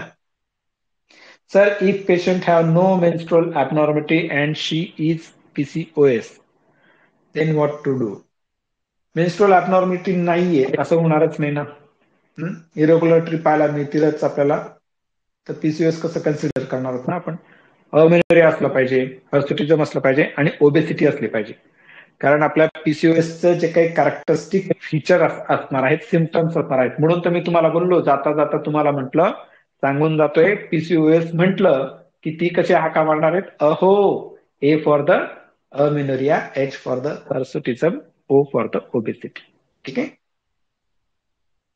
मग इतर काही दुसरे कारण असू शकतात त्याच्या मेन्स्ट्रुअल ॲबनॉर्मॅलिटीची, किंवा पीसीओएस बिना मेन्स्ट्रुअल ॲबनॉर्मॅलिटी कसं असणार आहे बरं? ठीक आहे. Yes doctor Bushra madam, mute केलं परत तुम्ही. USG वर कळलंय, पेशंट आहेत माझ्याकडे, ठीक आहे, काय हरकत नाही. USG मध्ये PCOS म्हणते आणि तिच्यात मेन्स्ट्रुअल इरेग्युलरिटी नाही देत, मग ओबेसिटी असणार आहे ना तिच्यात? हॅलो आयशा मॅडम, ओबेसिटी आहे?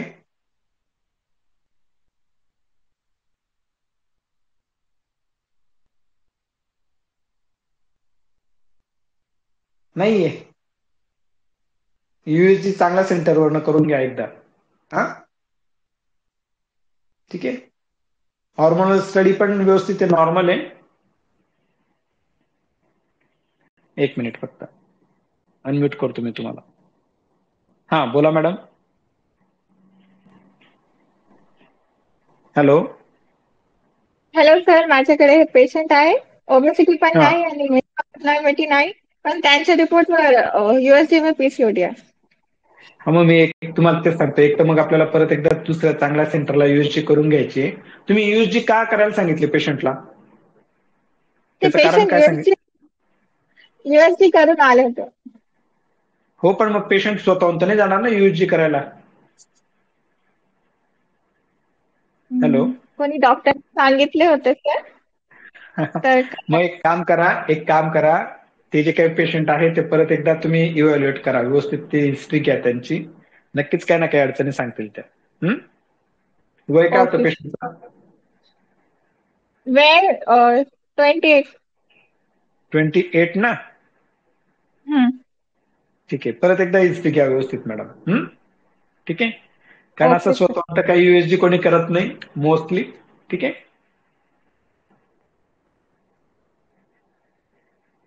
चालेल मग मित्रांनो, मी सेशन थांबवतो. Good night.